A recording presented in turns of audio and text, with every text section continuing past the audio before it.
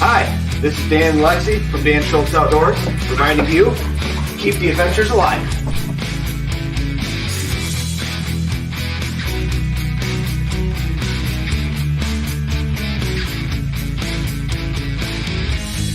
Hey y'all, I'm Johnny. And I'm Colleen. And we're the Keel Quest. And we want you to keep the adventures alive. Cheers!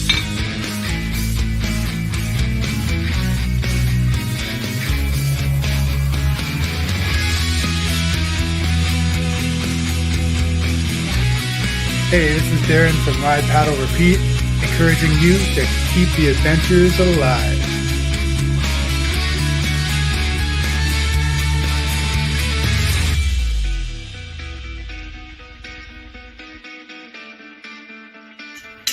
This is David from Beachley Ironworks saying keep the adventures alive.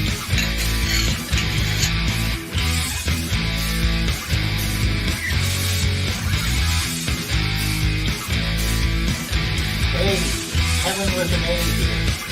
Keep the adventure alive.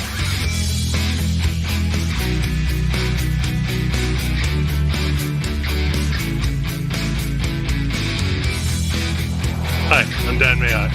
Keep the adventures alive.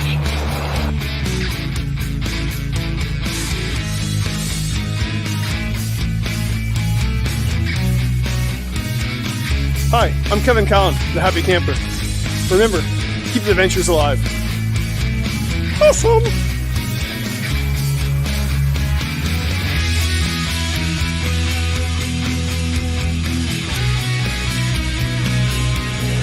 Woo, buddy! Shug here!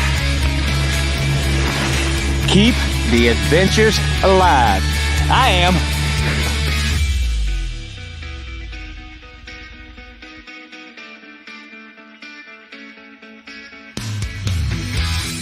Ethan here, the Avid Outdoorsy Guy, reminding you to keep the adventures alive.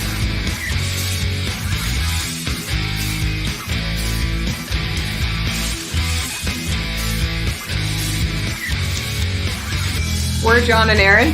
Keep the adventures alive.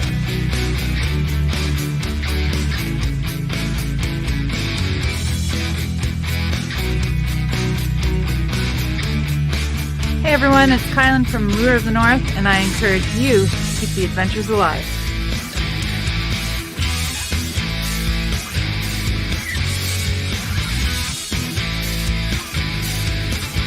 This is Sky North telling you, keep the adventures alive.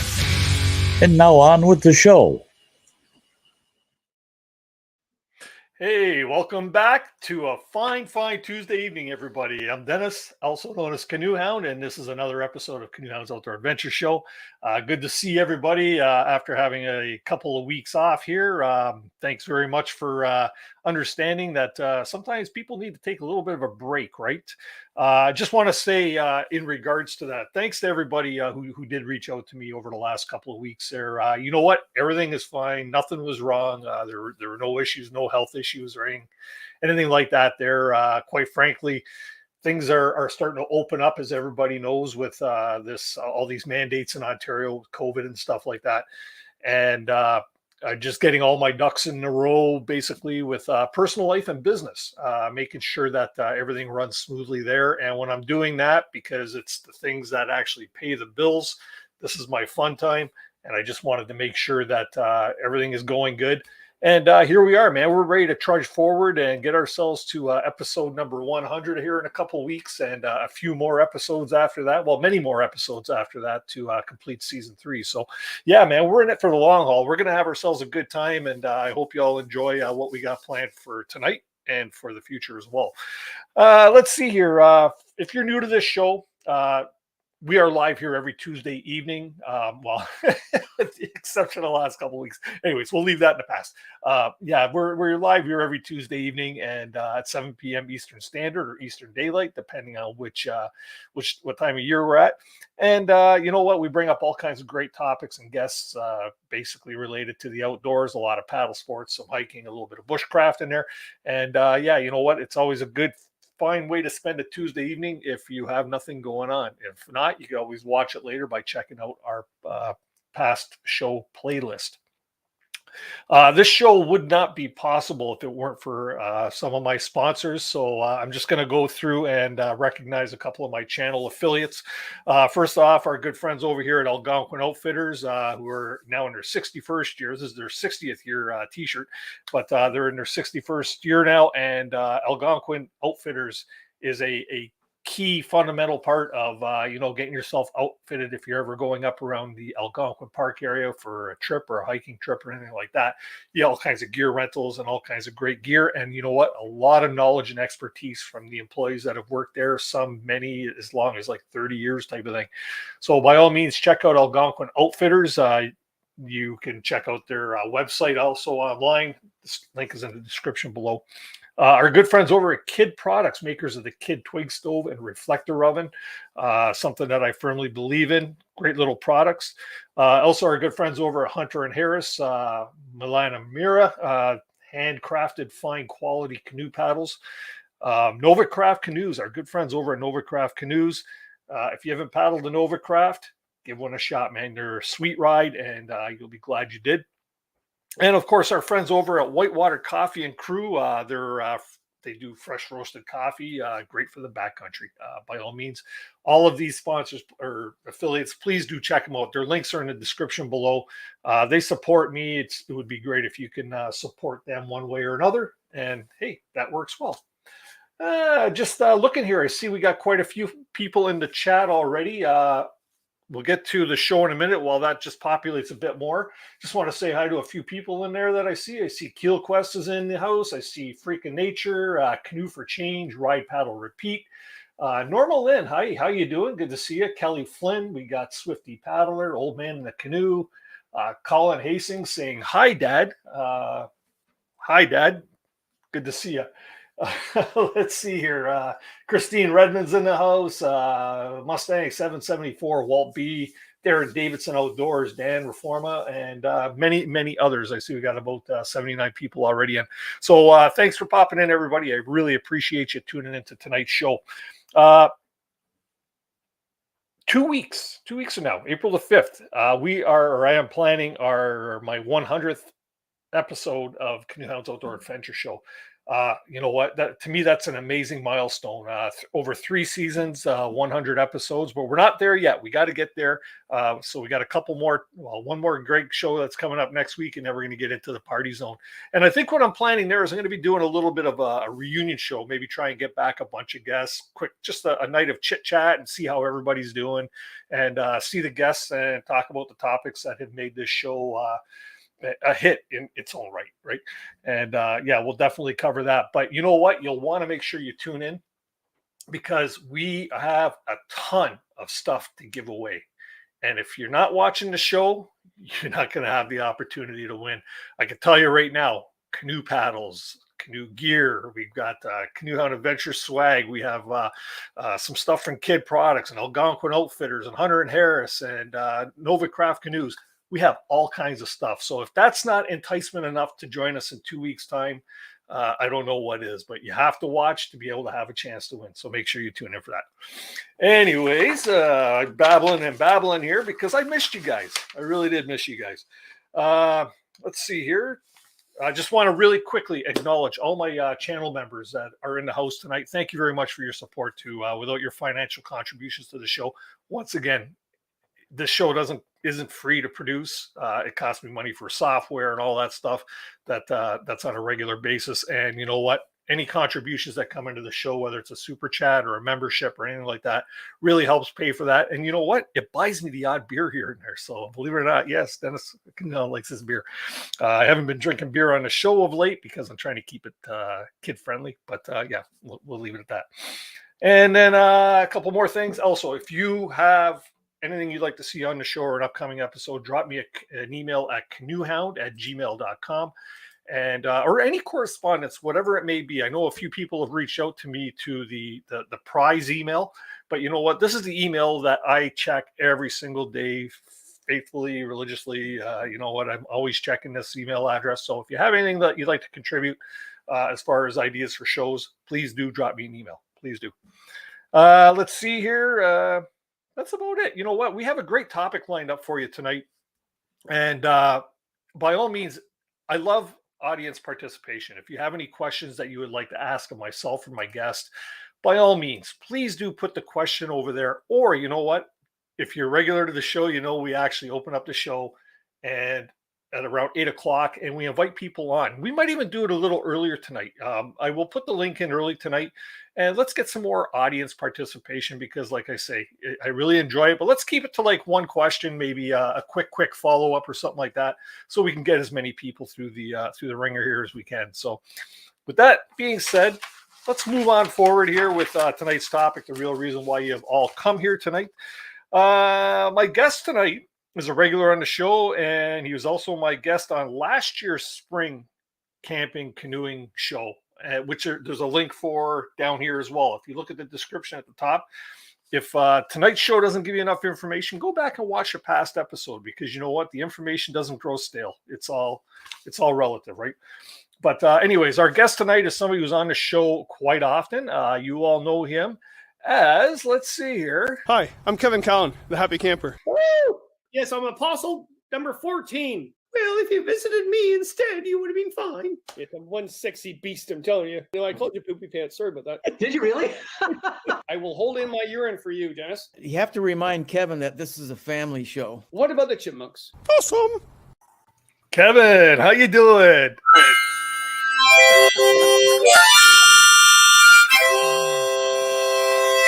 Oh my God! This isn't the Jerry Vanderveer show. You know that, right? Well, you know. Even though, you know what, we should have got Kevin. We should have got him on the show too, because he does. Yeah. On, right? Yeah. Yeah. It won't be. He'll be on again. I'll have to reach out to him for the 100th show. So, how you doing tonight, Kevin? I'm good. Am I echoing? I'm good. You got no echo on my end.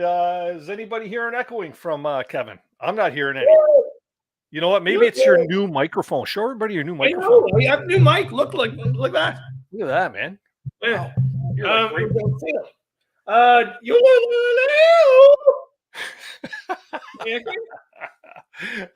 Kevin, so tonight we're going to be talking and discussing basically spring canoe trip planning or backcountry camping planning, because you know what, they kind of go hand in hand, and we'll get into some safety tips and stuff like that. But let me start by asking, are you planning a spring ice out trip this year? Yes, very much so. Oh man. So my buddies, we've now got the emails going. We're all excited because we always go to Algonquin, somewhere, but usually Algonquin on Mother's Day weekend because we don't like our mothers. And that's not true. You better hope your mom's not watching. Oh no, my mother. Oh my Lord, I have to see her this weekend. Oh, Kevin, this is a social media thing. So we usually go to Algonquin for trout. I usually go to Algonquin not when the ice is just out and the season just begins. It's just afterwards. It's when the black flies come out and they're just like buzzing around you, but they're not biting yet. That's when the trout are going to bite. So I think we're going to do the trip that we're supposed to do. What we were supposed to do just before COVID. We're going to go up into Bob Lake, into the Nipissing River, favorite place of mine. But you got to hit that right. I mean, if you hit it wrong, you'll catch. If you hit it too early, there's no trout. They're not in the holes yet. If you hit it too late, the bugs will eat you alive. So we're going to try and do that. Mm-hmm. So we're all confirmed. We said COVID's over. But it's not over. We know that. But we're all going. Yeah, cool. Yeah, and I remember, I don't know if you rewatched it in preparation for tonight's show. You probably didn't, but I did. Watch last year's episode that we did on this. And I believe you said that because I still to this day have not caught a speckled trout. And you told me you're going to make sure I caught a speckled trout. Dennis, are you a real man? Yeah, well, I am a real man. Trust me, dude. You seen the size of my pike, didn't you? No, you know what? I just never really had the opportunity to fish for speckles. So, or not knowingly, anyways. Seriously, I swear to God, I've never caught a speckled trout, and I'm hoping this year will be the time. So, it'll happen. It was funny. I was teaching today, my students, and I was doing fish ID, and we get to brook trout, square tail, brookies, whatever. And they're all sort of like city people, right? And I said, this is the fish. This, if you can catch this fish, you've gone to the wilderness. Because it's finicky. It's what's it called? A species indicator or habitat indicator. If something goes wrong with that fish, something's wrong with the environment. And it takes talent, it takes skill, it takes wilderness savvy. And if you catch a bass, you're just a person that puts a line in the water. Same goes with a pike, man. They'll hit anything, right? Yeah. I ever tell you the story, and I know this is off topic. I ever tell you a story about the pike that my buddy caught? He caught a pike probably like, here, let's go back to the regular screen here. He caught a pike like, had to be probably 20. That's hilarious. Inches. No, it wasn't mine, so I could tell the truth. It was about 24 to 26 inches, and when he pulled it up on shore, it spit out a 14-inch pike. Really? Yeah, like he dragged it up on shore, and this 14-inch pike come shooting out of its. Well, it was dead. Oh man, yeah. So those things will hit in it. They'll even eat their own, right? So, but Oh, anyways, yeah. you know what? Pike are amazing fish. Actually, I think the most incredible pike story I had, it was on the Mississauga River up by Biscuitacing, up where you were last year, and we were approaching a loon with its young, and you don't do that because it'll bend its young really quickly. But the wind was blowing us towards the loon where you couldn't do anything. So the mom took off, and northern pike came up and swallowed the young loon, just solid, right? Yeah. Right. Ooh. And then that night we're making camp, and the mom's like yelling out, like, "You've killed my baby! I'll kill you!" Like that sort of thing. But yeah, pike are great, and they're good eating too. Yep. Yeah. If you know how to clean them proper, they're all right. Yeah. Okay, should we talk about the show today? Yes. Okay, so wanted to start by saying, okay, so spring camping, it's a different animal from obviously summer camping or canoeing. What are some of the major differences besides the obvious, the cold? Well, you could die. Yeah. I would say that spring and fall, more spring is more dangerous because it's a shoulder season. So people get excited.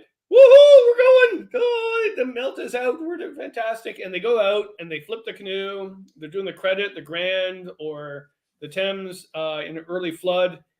And they're not wearing anything except maybe a sweatshirt. And we all hear about it in the news, right? So we really have to watch that. I get it. I'm so excited to get out right now. And as soon as the melt's going on, but you really got to be smart about it. Mm-hmm. Right? Just like my mom said, just didn't be stupid. Yeah. The thing is the water is extremely cold, right? The ice may be gone, but the water could still be sitting around 34, 35, 36 degrees Fahrenheit, which hypothermia. If you happen to dunk, you're in trouble quick. Yeah. It was like today. It was a really sunny day today. It was a really spring day today. My students were out all day today, and they're having fun. They were, spring is spring, and then at the end of the day, they're like, "It's really cold, Kevin." I went, "Yeah, because it's not even April yet." Okay, so calm down, everybody, calm down, and we'll be fine. So you really have to watch that. I would say the shoulder seasons are the worst thing for hypothermia than actually midwinter. Like if you're on a winter camping trip, like January, February, you've dealt with all the elements, right? But if you're actually in early spring, things can go wrong, especially in Algonquin. We're so excited to get out. Woohoo! The ice is out, yay! And there's times in the past where the park has sort of said, "We don't want you here." And they've closed it down. And people get so upset. It's like, well, they're closing it down because they don't want you to die, right? Yeah. Well, they had that, I think it was 2 years ago. They had a really, really late thaw, and they postponed it not once, but twice, the opening of the park. Was that 2 years ago? Probably 3 years ago. It was probably 3 years ago. Yeah. And and people got really upset. And I get that because I seriously, I literally sit in my driveway and watch the ice melt in front of me and just ready to go. Right. But I get that. But you hear it every year in the news. Right, especially Obiango. They go on Obiango. They flip. How many times have we heard that? Right, and I don't know how many times I've got the call from CBC Radio. Kevin, can we talk about this? I went, I don't really want to talk about this because I don't want to diminish the idea of us getting out there because that would be wrong. But at the same time, just didn't be stupid, right? So, so what type of things can we do to like precautionary things can we do to safeguard ourselves? Because if you have to cross a large lake, there's inherent danger out there, right? You can't always paddle close to shore. What types of things can we do to safeguard ourselves in an ice out condition? Yeah, if you're doing some early spring creek running, which we all love, the Credit, the Grand, whatever, the Thames in Southern Ontario or whatever, if you don't have the money to buy a chicken suit, what I call a chicken suit is like what's called the dry suit or wetsuit? Yeah, dry suit. They're a lot of money, right? So if you don't have the money to buy one of those, that'd be great if you buy one of those. Because if you do go in, you get some more time to actually deal with the elements. But if you don't have it, then just don't go. I hate to say it, but just don't go on the spring run and wait till it calms down a bit if you don't have that proper gear. Because if you go in the water, like let's say next week everything melts out and that's what's going to happen, and you get all excited and you go in the canoe and you flip over and you don't know how to do a canoe over canoe rescue, you don't know how to do rescue, just don't do it. Or don't go on a river in Southern Ontario in high flood without knowing what's around the bend, because that's usually what happens. It's a sweeper. You come around the corner, there's a log across the river because that's what happened during the winter and nobody knew. And you don't know what to do. So you put your hands up like this and you flip over and you get caught under there and you're done for. So, boy, this is negative nanny. No, well, you know what? We're going to try and cover a lot of the safety stuff, right? Because as eager as everybody is to get out there and get paddling, there are inherent dangers that are looming out there, right? And it's just good to make everyone aware of exactly what can happen out there. And we're going to talk about the good because there are benefits also to paddling in the spring, right? What are some of the benefits? Let's talk about some of the happy stuff. Well, I love black flies. They're just amazing species. Yes. No. What I love about the spring is that spring is sprung, right? You can smell it. You can feel it. The water is running. The ice is melting. The fish are biting. The flowers are blooming. I think it's a fantastic time to be out in the woods. I love all seasons, actually, to be quite honest. I love winter. At this point, actually, I'm missing winter right now because everything's melting. I just love being out there. But it's a new season, and I think we're kind of blessed to be here in Canada where we have those 4 seasons, where we have a progression, right? And I don't know, it's kind of cool to go out there and put the canoe in the water and just start paddling. Yeah, something about that first dip, right? You just get in there and it's like the first couple strokes at the paddle, right? Or like this, right? You got those little stiffness things going on, right? And before you know it, 10 minutes in, and then you just forget about all that. You're on your way. We're so lucky because I just talked to today someone I know in England, and they're like, we have the wet, hot summer, we have the wet fall, we have the wet, cold winter, we have the really wet, cold spring. Like, we have it made here. We really do. Yeah. You know what? I find that every time I go on a canoe trip, it's a wet trip. I haven't been on a dry canoe trip in probably 3-4 years. You know, really bad luck. Your last trip, actually, biscuit tasting. Oh, that was terrible. Yeah. It was pretty nasty. Actually, all 3 of my trips last year were wet and rainy. Year before that too. I don't know what it is. It's just I have this black cloud when I get out there on the water. No wonder you don't want to go paddling with me, Kevin. Do not go camping with Dennis. By the way, that's all right. So, what about some of the other benefits? Like you're getting to see things. You're getting to see all the flora starting to bud, and like you say, the smell in the air. There's a crispness to it, right? Yeah, and what's really cool is you got a lot of wildflowers that are coming out that only bloom when the canopy above you hasn't come out yet. So the trees haven't blossomed yet, right? So the leaves haven't come out yet. So it's a fancy name for it. Someone tell me what the fancy name for it is. I can't pronounce it all the time. We got all the flowers coming out, the trilliums, the dogtooth violets, the leeks, whatever. They're all coming out before everything comes out above you. Come on. Someone say it. No, you're waiting for somebody to put it in the chat. It's a fancy term. But I love that time because the bugs aren't out yet and life has blossomed. Have you ever been on a canoe trip in Algonquin Park where you've gone out and you headed out just when ice is out and nothing? Like it's cold. You can feel the dampness come off the lake because the ice has come off. The trout aren't hitting yet. And then all of a sudden you wake up in the morning and there's this lime green across the canopy of forest, right? And we're like, oh. And then the blackflies are coming up and they're not biting yet. You go to a trout spot on the Nipissing River and put your lure into the hole right there. You got a trout. And you know spring is hit, right? Yeah. And you have this sort of like, woof. Yes, it's been a good winter, but, it's like, I'm out of hibernation now. I'm good to go. And then June comes and you don't want to go in the woods anymore because the mosquitoes come up. Yeah. And a rain. Mosquitoes and rain. Yeah. In my case, right? So because it's the springtime and the ice is just out, let's talk about keeping yourself warm because it's not always your evenings are going to get pretty frosty and cold. Right. Oh, yeah. So let's talk about gear that we should be thinking about bringing on these trips and clothing and things of that sort.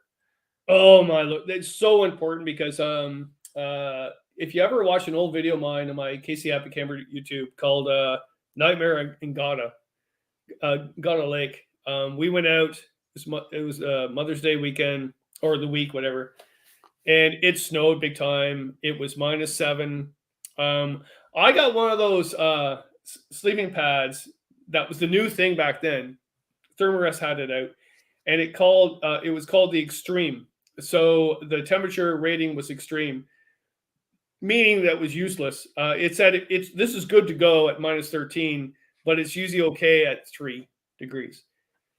After -2, it was useless. The sleeping bag I also got with it was useless, right? So get a good sleeping bag, get a down sleeping bag, even bring a winter bag with you if you can pack it with you. I know it's weight, but down, you can compress it. Bring one of those SOL bivy sacks that can give you another 10 degrees. Pack that, put that in your pack. Even when you're packing, here's the really kicker, and everybody will deal with this. When you're packing, it'll probably be like a heat wave in early May, and it's really hot. You know, deal with the hot, so you're packing all your gear. Oh, I don't need that. Oh, I don't need that.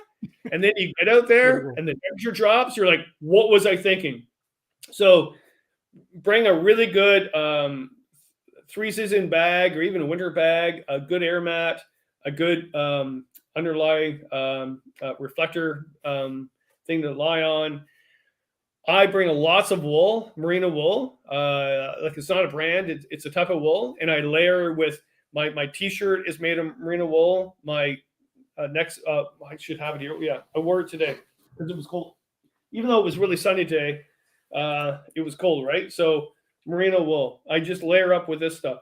And what I really like about this brand, this type of wool is that, well, first of all, if you really stink, you don't really stink. They use this in World War I, where well, you stunk a lot, I guess. But yeah, so I layer up with merino wool socks. Kevin, can I interrupt you for 1 second? What's smoking over your left shoulder? Oh, that's Take a look over your left shoulder, over your Dr. Nature picture. That's my marijuana. Oh, okay. Just making sure your house isn't burning down after you made some tea. No, that's my. I burn incense because I'm. Oh, okay. No, just make okay. Sorry. I'm just making sure your house is going to burn down with you in it. That's all. Okay, back at her.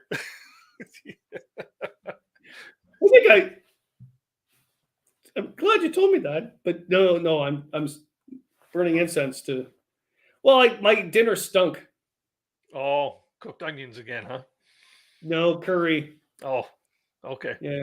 Yeah, which is really Hey, good. okay, so Sorry. you're talking about warm clothes and warm sleepwear.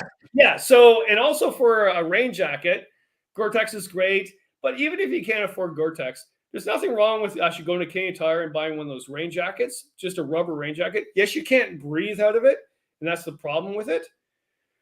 But I sort of would second guess that. I would bring a lot of merino wool and spend the money on that, and then save the money on just buy a cheap rain jacket. I don't know, but make sure you bring a rain jacket and rain pants. But get those rain pants that will go over your boots. I know you guys are laughing at this, but don't buy the rain pants that are cheap. That actually you have to take your boots off because you're in the canoe, right? And it's just downpouring on you, and you're only 5 minutes away from your campsite. You're like, oh, son of a. You don't want to take your boots off to put those rain pants on. So get those rain pants that have the clips that go over your boots, and buy a size a little bit bigger because we all went through COVID. Because I went and bought a pair of pants today because I have to go to a funeral on Saturday, and I went to buy a pair of pants and I couldn't believe it was a size bigger. It's embarrassing. I know, right? That's what happens when you come off a winter-filled or COVID-filled winter. So, yeah. COVID. So, anyway, basically, though, when it comes to your clothing and your gear, when I do an ISO trip, I basically pack like for early ISO. I basically pack like I'm packing for winter camping, with the exception of a parka. Yeah, You and know the what only I mean? it's weight and bulk. Bulk is your enemy, really. It's not really weight. It all depends how many portages you do. And we're all out of shape too. Remember that when you're doing a spring trip, you were like, "Whoa, let's go! That's fantastic!" And then you get on that portage, and it hurts. It's going to hurt. Well, maybe not to the people who are 30 or 40 years old, but I'm 48 years old. It's going to hurt. Mm-hmm. Make sure you're hydrated. So what I like to take on a spring trip is I bring the platypus whatever filter, but I like those ones that you squeeze and you drink, and it filtrates the water while you drink. Oh, the Canoe system. Yeah, when you're on a 2,000 meter portage in Algonquin Park or wherever you are, and you don't want to, like, you're in the middle of portage, where are you going to get your water, right? And you think, oh, I should have got water at the put in or take out, whatever but get one of those is really good, or the lice straws or whatever you want. But just make sure that you're hydrated, because again, you keep forgetting. In the springtime, we always forget. Like at the end of the summer, we're all like, I know what I'm doing because I've been doing this all season. In the springtime, your first trip, what was I thinking? Yeah. You know what? One thing that a lot of people don't realize too is that, like, you at home, you might be in an area that's away from the water, but anytime you get closer to the water, temperature drops. Yeah, like, it will drop because you got the cool temps coming off of the water, right? So don't let your temperature where you're living dictate what you think you need to bring. Oh yeah, again, go back to that video that I did on Nightmare in Gada, because what happened, we're on Gada Lake and it got extremely cold to the point that we're like, we're going to die tonight if we don't move this campsite. So we're in Algonquin Park and we're at the designated campsite. And I said, guys, we're going to have to break the rule. Like, if they come in and arrest us and give us a fine, I don't really care, but we have to move back into the woods a bit, just a little bit, like 30, 50 meters to get out of this wind. And that made a huge difference. And we were fine. And we didn't light a fire. We had camp stoves. We didn't do anything really unethical, but we needed to get out of that wind of the wind going across that lake that just thawed like 2 days ago. Mm-hmm. And we got smart and we got good clothes on, and we're fine. But at the same time, I remember we're all like, we caught no fish. We froze to death. I'm so glad we're here. Yeah. I have to acknowledge this really quick, Kevin. Thanks. Tubby Guy Outdoors just bought me a MEP spinner for my first speckled trout. So okay.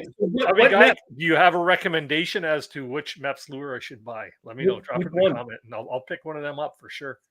Oh no, we got to find out right now. What MEPS? Yeah, he might not want to give away his secret, but he wants me to catch one. Thanks very much. Greatly No, appreciate it there. He's just giving you $7. He should tell you what MEPS that you're going to buy. Yeah, I'm sure he'll put it in there, or somebody will have a couple suggestions for me. Yep. Or you guys could just fill my tackle box in. Yeah, but anyways, we're saying there about being close to the water. Number 4 Swifty paddler saying, but being close to the water. So when you're preparing for a trip, would you advise maybe going down and taking a nice walk by a local waterway or something, just to see how the temperature difference could affect the air temperature? Well, just choose your campsite appropriately, right? I mean, knowing the temperature, and also hammocking is a good thing that you should talk about, Dennis, too, because I know a lot of hammockers or first-time hammockers will bring a hammock in the springtime, not bring a quilt for underneath them, and they'll freeze. So you should talk about that. Yeah. Yeah, well, that's even the case in the summertime. If you don't have any insulation under yourself in a hammock, you are going to be cold. I personally use a sleeping pad underneath me inside the hammock, and it works great. But if I'm laying there, my elbow gets off of the mat or something, and it's touching the outside of the hammock, the fiber or the fabric of the hammock, the arm will get cold. I got to tuck it back in, right? So it's a hammock will definitely suck any warm air away from you, because the air is going underneath, and it's just like, that's the convection part of when we were talking about in the winter camping show, right? The way air just pulls heat out of you, right? And it's the same thing in a hammock. So yeah, by all means, if you're a hammock sleeper, you definitely want to have your insulation layers underneath you as well as on top of you. Yeah. And I'm looking at it. So for spring lures for trout, and maybe I should not be telling you all my secrets, whatever here, but number 4 MEPS, fantastic. Black Panther in the rapids, not maybe on a lake, but in the rapids, really, really good.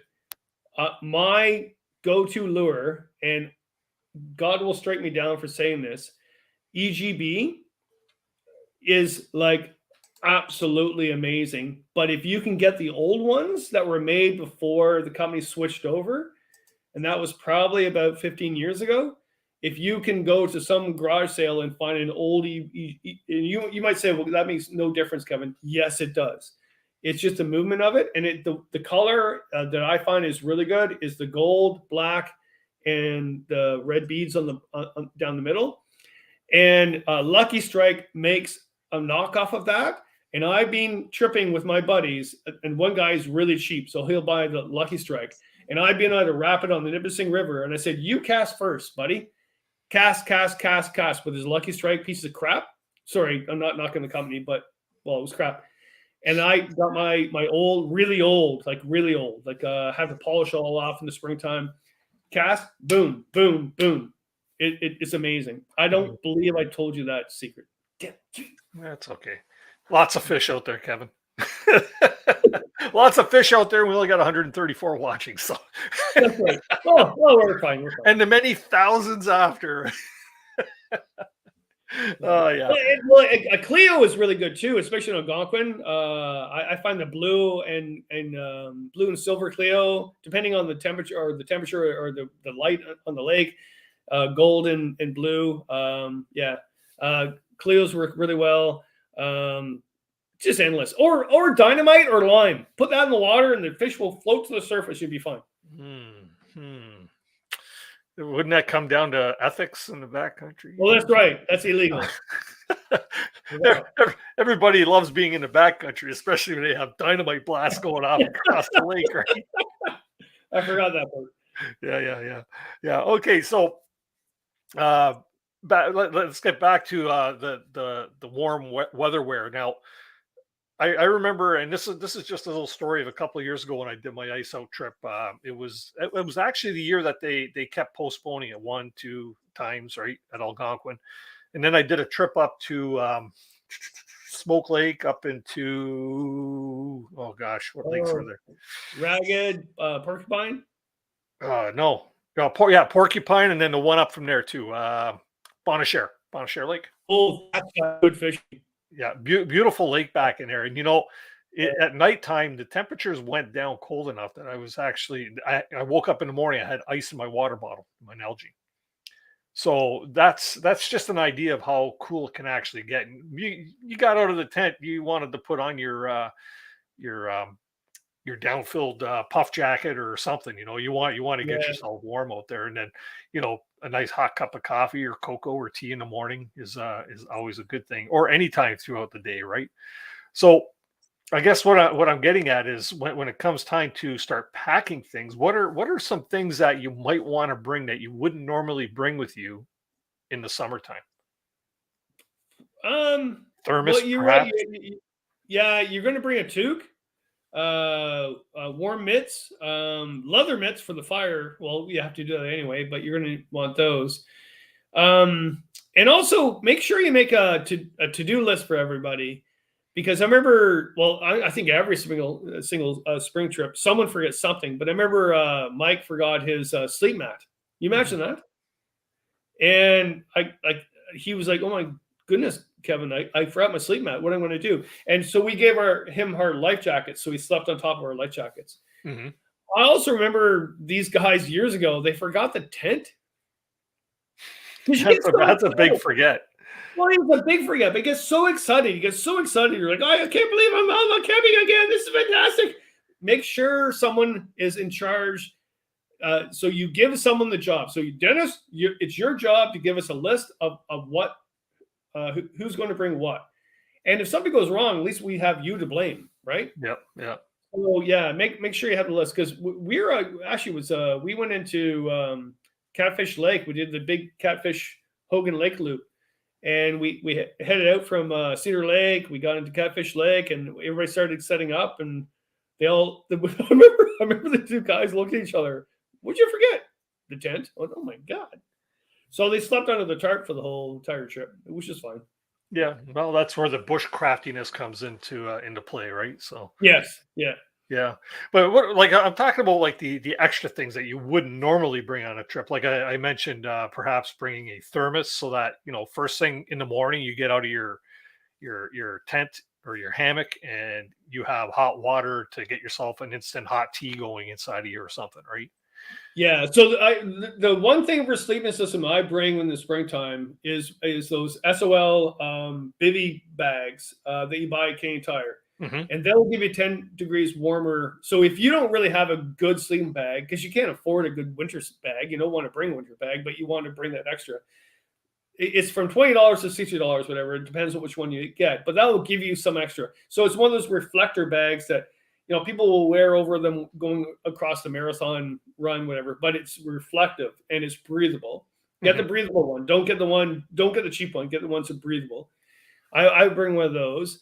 I would actually put, instead of putting hot rocks, I know people will heat, they'll realize that at that night the temperature is really dropping, so they'll heat rocks and they'll put it around something and put it in their sleeping bag. That works, but you can get a fire going really easily. So just get a thermos or your water container and put that in there. And I would bring a pee bottle, pee in the tent. Don't pee outside the tent. I know it's spring, but it can go to minus 10 easily in Algonquin Park, or even -5. I would do that. That makes a huge difference. But then also at the same time, it could get really warm. So what I would do is, when your buddy's not looking, I would put all that heavy stuff that you brought that you really don't need because it's really hot, and put it in his bag without him looking, and just giggle. Isn't that what like Andy and Tim were doing to you when you went on your little camping trip? Yes, they were packing your bulk full of all the stuff they didn't want to carry. That's evil.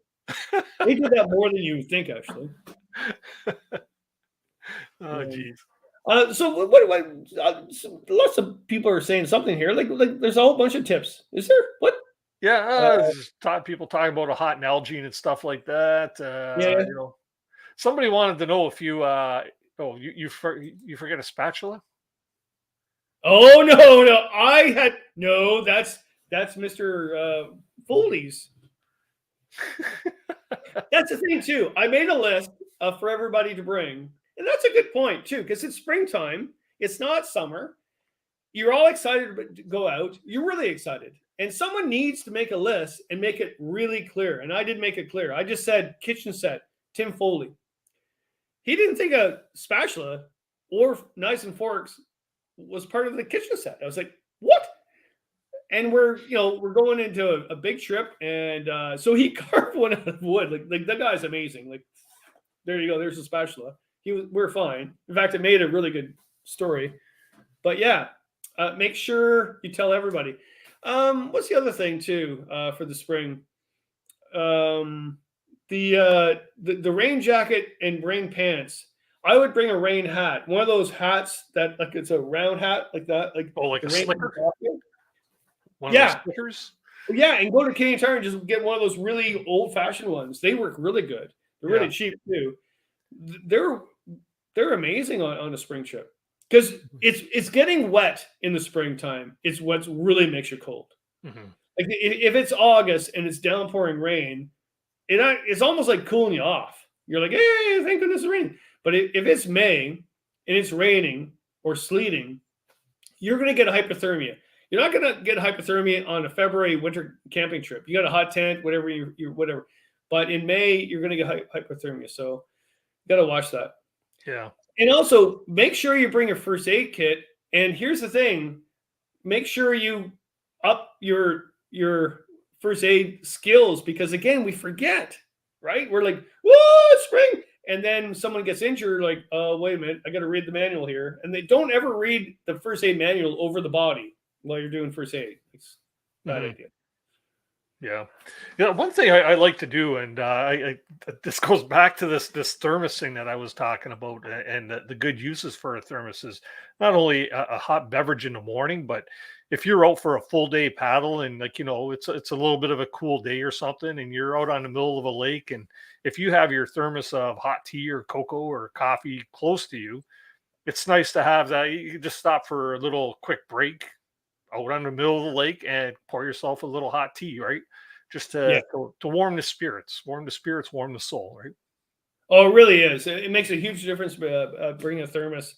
Actually, it's good today. My students, we went out and we got a Kelly kettle going, and they all made hot cedar tea. And these are city kids, right? So they're like, "You're gonna kill us, Kevin? We're drinking cedar." Like, "Oh no, this is good. It's good." And cedar or spruce or whatever, it's got like when you drink a cup of cedar tea or spruce tea, it's like eating 5 oranges. The amount of vitamin C you get from it, and you literally get a buzz from it. And so they were like sort of like, "Oh, we got to be outside all day, Kevin." And I gave them the cedar tea, and they're like, "Woohoo!" And you get a little bit of basswood buds. I don't know if you know what basswood is. Put basswood buds in that drink, and they will mellow out like no tomorrow. Really? Yeah. Basswood and cedar. Kevin the plant pusher. You get that, everybody? There you go. Kevin's your plant pusher today. Yeah, I always get my students drugged up before I teach them. So with all that being said, let's talk about foods. Exciting foods that you can bring on a canoe trip. Would it vary or differ from what you eat in the summertime, or are you thinking more like soupy or stew type of items, or lots of fat, like just like the winter, lots of fat, right? Lots of bacon, and if you're vegetarian, lots of nuts, lots of nutrition. And I also think that's really important for group dynamics is to have a contest. So split everybody up into canoe groups, and they are all self-sustained with their stove and their camp stuff. And then you have the first night, you have like, okay, whoever makes the best meal for the first night wins a prize. Like I always bring a little mini thing of scotch, right? And then the last night, whoever makes the best meal wins a prize as well. So it gives them sort of like, yes, we're finally out. Yes, we're finally doing this. And it's a competition. It's a really good competition, but it's nutrients, good stuff. And it's not the dried bag stuff. It's something you have to make at home. You dehydrate in your own oven or your own dehydrator or whatever. You make it on your own. It's not something you just buy in a bag. And if they do that, they win. They lose the contest, right? So it gives them sort of a sense of organization, planning, Because usually on a spring trip, we're so excited, we just throw everything together, and it's all mildewy and up in the attic, whatever, and we head out, and then we get to the camp, we open everything up, and we're like, oh, I forgot. No, that didn't go wrong. Or go right. Oh my God, I'm really tired today. I had a full day of work today. You It's have? terrible. Really? It's terrible.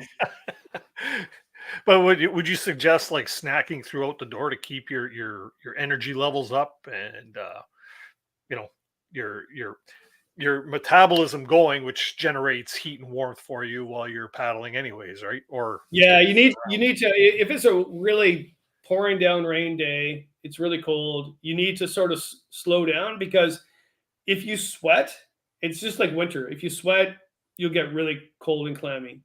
So you need to slow down.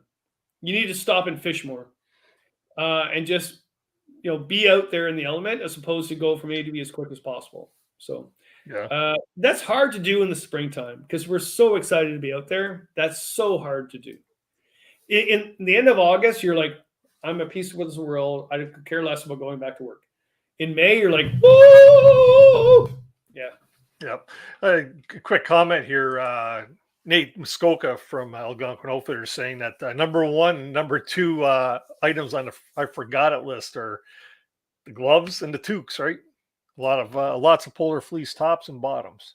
Well, it's funny too because Nate's right, because we want to forget those because we've used them all winter. We want to forget the toques and the gloves, but you can't forget them. You can't forget the good sleeping bag.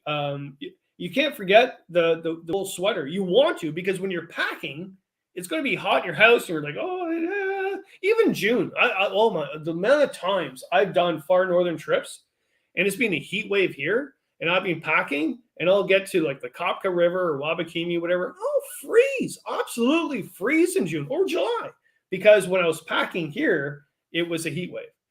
You really got to think outside the box for that. Yeah. Well, you mentioned it up near the top of the show where you said, like, you're looking at something and you talk yourself out of it and toss it to the side, right? That's probably the first thing you should be throwing in, because better to have it than not have it. Because if you don't got it, you ain't got it, right? No. Yeah. No, that's crazy. Or crazy. you could rent it out to the canoe partners that forgot it. I was an extra roll of toilet paper. I always bring an extra roll of toilet paper. And we'll do a 6-day trip, and someone has just done the half roll, and then they're looking around saying, does anybody? I went, yes, I do, but yeah, tickets for sale. Here we go. A lot of people traveling from warmer climes like London or Windsor, and all of a sudden they realize it's not 18 degrees. So yeah, right along with what Kevin's saying there, right? That's cool. Navigation in the spring. Are there any differences when it comes to navigation in the springtime? Well, it depends. One thing I will show you that a lot of people don't know, if you have a topographical map or any map that has those grid lines. Yep. A lot of people don't know this, but any topographical map that has the blue lines here, the distance between each grid is always 1,000 meters, right? Mm-hmm. So when you're looking at the map and you're looking, oh, I got to go across that lake. How far is that lake? Well, you just have to measure the grids across and realize, okay, well, that's 6 grids. So that's 1,000 meters, which is 6 kilometers. And you're like, okay, well, let's do some trip planning and say, well, how long will that take? And that's a good question, because the average canoeist will go from 2 to 12 kilometers a day. Maybe if they're lucky, 20 kilometers a day, if it's really good, depending on wind, portages, whatever. But on a portage shoe, the average person will portage every 1,000 meters every 20 minutes.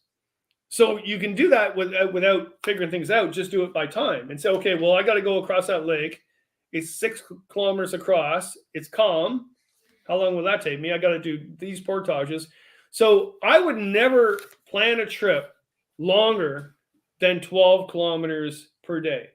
And that's, some people will say, well, Kevin, I can go a lot further than 12 kilometers a day. That's fine.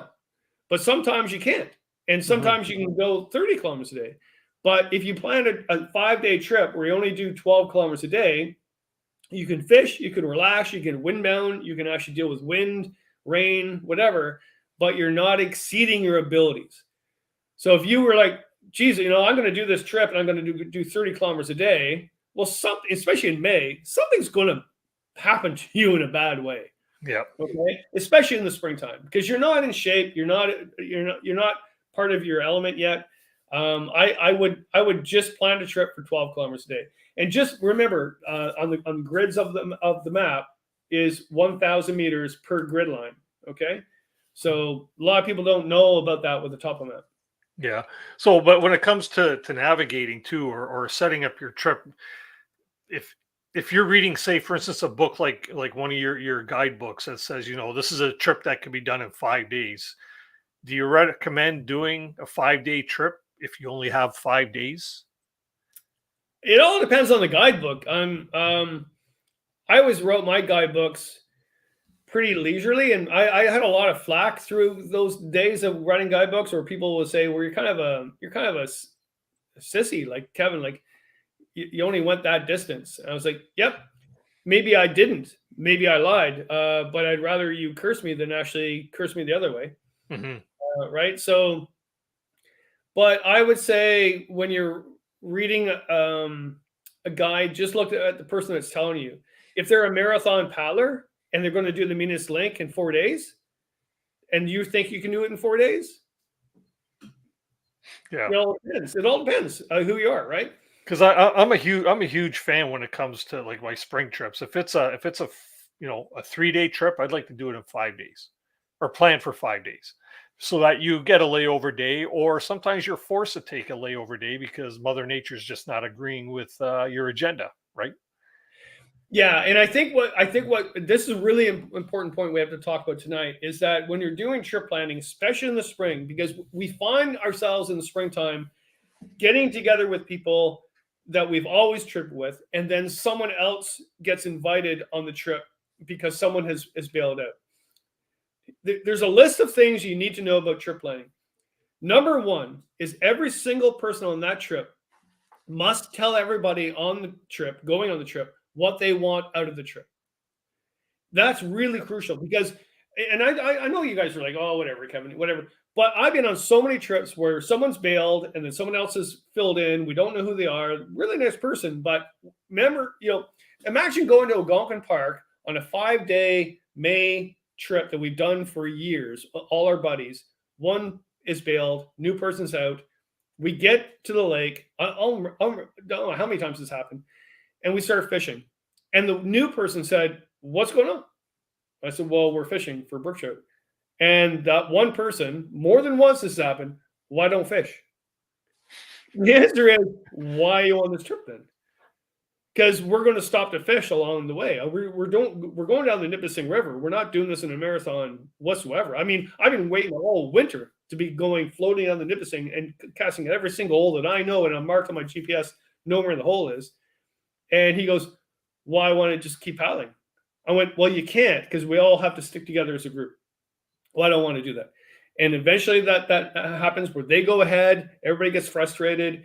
Trip planning is so important in the springtime, more so than any other time.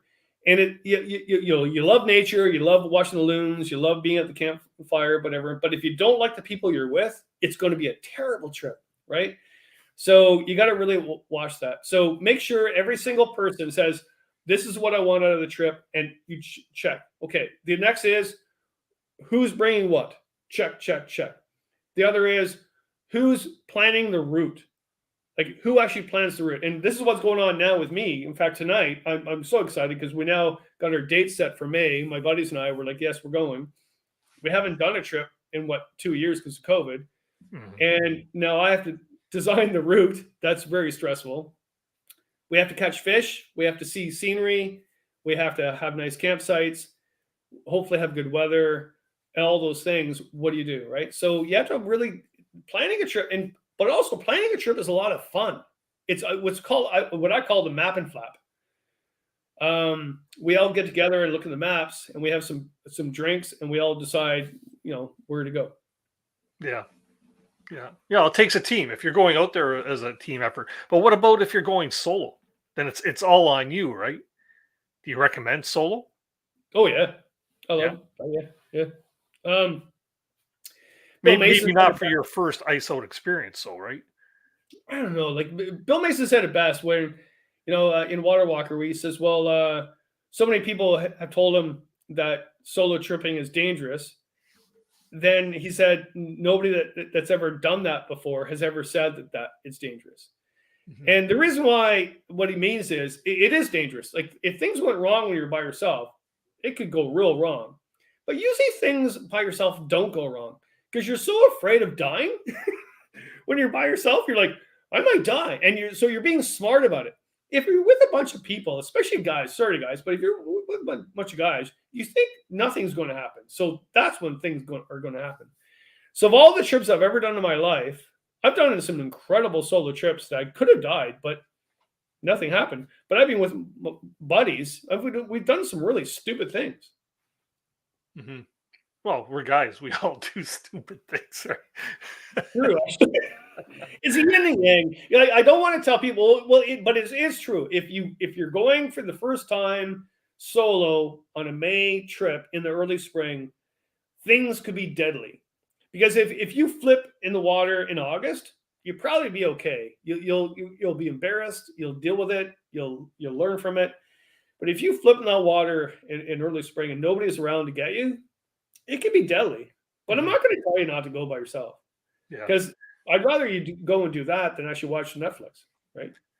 It's a time to paddle though, and be a little more methodical about the risks that you're actually taking, though, right?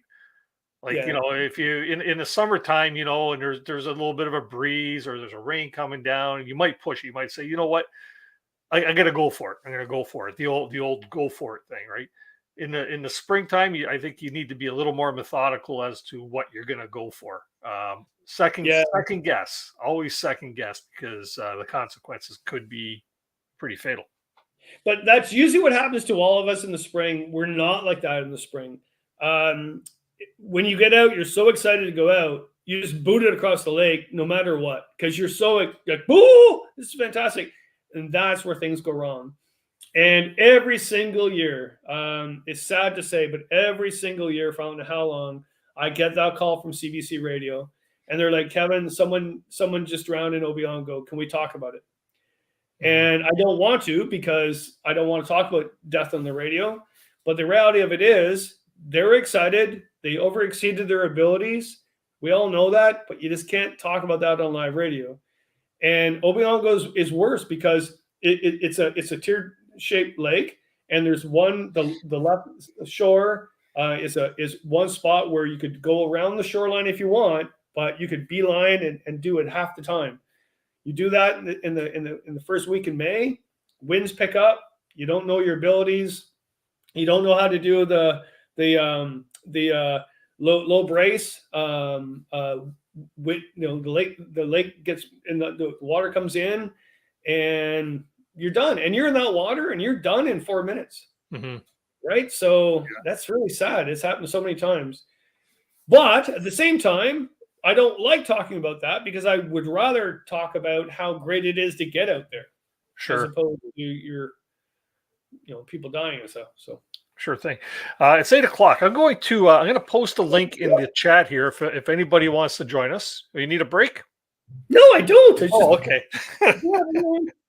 Let's see here. I just posted the link in the chat. If anybody wants to come up, ask a question, or maybe add to the conversation something maybe they want to share, please, by all means, do come on up. It's always great to have some friendly faces up here besides mine and Kevin's.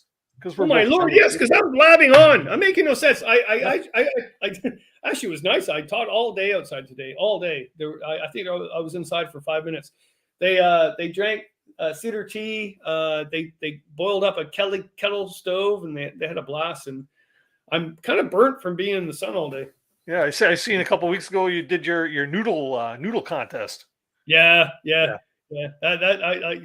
It's great to see youth that live in a city and have issues doing all that, and all of a sudden they light a fire. Sure. And they're addicted now. They just every single time I go with them, I have an excuse to go out and burn something. Yeah. So, do you or are you prone to not bringing your dog in the springtime? Do you think there's any benefits or no, detriment to not having A dog? Yeah, we should really talk about that. Yeah. When bugs come out, especially black flies, my dog does not go anywhere with me. It's not fair. It is not fair to the dog. And I don't care what you do to that dog to make sure you say, "Oh, my dog is tough," whatever. The amount of black fly bites that gets in that belly of that dog, you're being cruel to the dog. You can put a bug jacket on the dog. You can get repellent that I make on my own. What I use, cinnamon and nutmeg, roll it on the belly of the dog. I do all that. It's just not fair to bring the dog during black fly season. Like you might cinnamon and nutmeg, you say? Oh, it works. Yeah. Really? Only on dogs, or does it work on humans? No, humans too. But the thing is that if you put bug repellent on the dog will lick the bug repellent. Well, dog. I tried it one time on my dog, and the dog freaked out. It was like something. Yeah. Was throwing a bomb. No, it'll get sick from it. Yeah, so it will work. At the end of the day, I just get my daughter to take care of the dog when I'm on my June trips. I want my dog to be with me, but it's not fair. My God, the dog is eaten alive. Yep. So. Yeah, but what if the black flies aren't out? Do you think there's any risk in bringing a dog? Possibly with bears awakening and stuff like that, or? Well, we can do a whole show on bears and dogs, whatever. But I find bears aren't a problem as much. Don't quote me on this until later on in the season. The habitual bears that come into your site to get your food really don't kick in until later on in the summer. I find, again, don't quote me on this, I find the habitual bears aren't that much of a problem in early spring because they haven't gone into their routine yet. Right. Bringing a dog to deal with bears, if you have a dog that's bred to fight bears, which there's not many breeds that will do that, that's fine. But all the other problems, that dog is going to bring the bear into your camp because that bear wants to eat your dog. So if you are taking your dog with you to protect you from bears, good luck to you. Mm-hmm. And I'm just an old wise guy. I can tell you more than once, more than 10 times, more than 20 times where that's happened to me. Yeah. Yeah. I don't know. I just don't know. I bring Molly with me on my spring ISO trips usually, but not around black fly season, like when the black flies. But sometimes you don't know when the black flies are going to start biting. A lot of times, like you say, they hatch, but they're not biting yet. Right? Dennis, it's called spring 2 days after hatching. Yeah. I don't know. I've been on several ISO trips where the black flies don't even bite you. Right. Yeah. And I think that's just like before they build their appetite, or I don't know what the phenomena is, but well, my dog Angel, the dog I have now, she's black, which is really bad because that color attracts black flies big time, and it's just not fair. It's just not fair to the dog. My dog loves going on trip. Like it doesn't like winter camping, but it loves any other camping. And when I'm packing, as soon as I start getting my packs out, it's like woohoo! And then I'll take it and it'll get eaten alive and I'll see the dog and I go, that's wrong. So I'll just get my daughter to take care of the dog for a few days. I'm heading out. So, So how do you plan your ISO trip? Like as far as picking a date, you don't know when the ice is going to be out, right? Yeah. How do you get around that? Say, for instance, if you're trying to book within the provincial park, they might not be open, or do you just wait until they call it open and then say, okay, we're booking, we're going? No, you can't do that. In today's world too, you can't do that. So I always book the Mother's Day week. So the week before Mother's Day. So it's just after the trout season's opened. I'm a trout angler, so this is why I do that, right? So I don't really generally go when ice is out and trout season's open, because I generally find you don't catch as many trout. I find you catch more trout just a week or 2 weeks after that. That's just a personal thing. People argue and debate all that. I think it's great you do that. That's just my thing I've always done. And what also though is I'm booking net. Well, I booked last week, right? And so I always book that week of Mother's Day, right? Why is I do not want to go on May 2-4 weekend. I don't want to be out there during May 24 weekend. I've dealt with so many issues out there with people. Forget bears, forget black flies, forget whatever. People on May 24 weekend are nuts in the head. Yeah. So I don't go out then. And so I always go during the week and not the weekend. So lucky for me, I teach part-time, but also teach I work for myself majority of the time, so I can actually make that time. But also I have a backup date. So if the ice isn't out for that, which actually happened 3 years ago, we couldn't go that week. Algonquin was frozen and they wouldn't allow you to go. Mm-hmm. So we went to Halliburton Wildlands and we did a loop through there because it was open and that was fun. It was cold though. Holy jumping, that was cold that weekend or that weekend. But I always have 2 bookings. So it's always the week before the long weekend or the Mother's Day weekend in May. Those are the 2 that I book and whatever works. Yeah. What about Crownland? Have you ever done Crownland ice out trip? Oh, big time. Yeah. I won't tell you where I'm going, but yeah. Well, is that what you're planning this year? Crown? I do that on my solo trips. I have a bunch of Crown land around me, and so for brook trout, I'll go actually ice out, and the first when trout are open, I have some lakes north of here I'll go to. Yeah, in fact, I think probably in the spring I spend more time on Crown land than I do in Algonquin. Mm-hmm. Yeah. Cool. Well, because you don't have those lakes aren't really busy with snowmobilers and stuff like that. You will get some ATVers in there, or whatever, and that's fine. I don't have a problem with that. But I find it's good to get away, especially locally. Like again, in a half hour from here, or 20 minutes from here, I could be on a Crownland Lake and have the entire place to myself. So I'm just gonna drop the link again.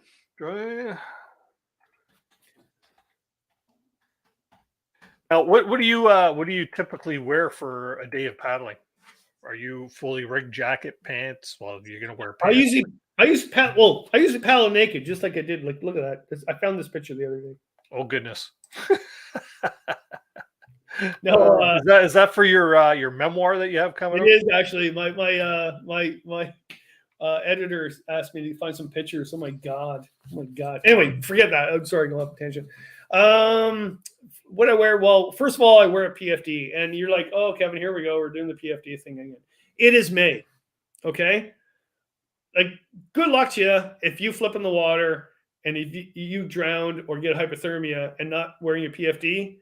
You were told, okay? It's like the Steve Martin joke. I did not know armed robbery was illegal. Yes, you do. Every single person on this planet knows when you're paddling in May, you flip in the water and you don't have your life jacket on, things are going to go badly.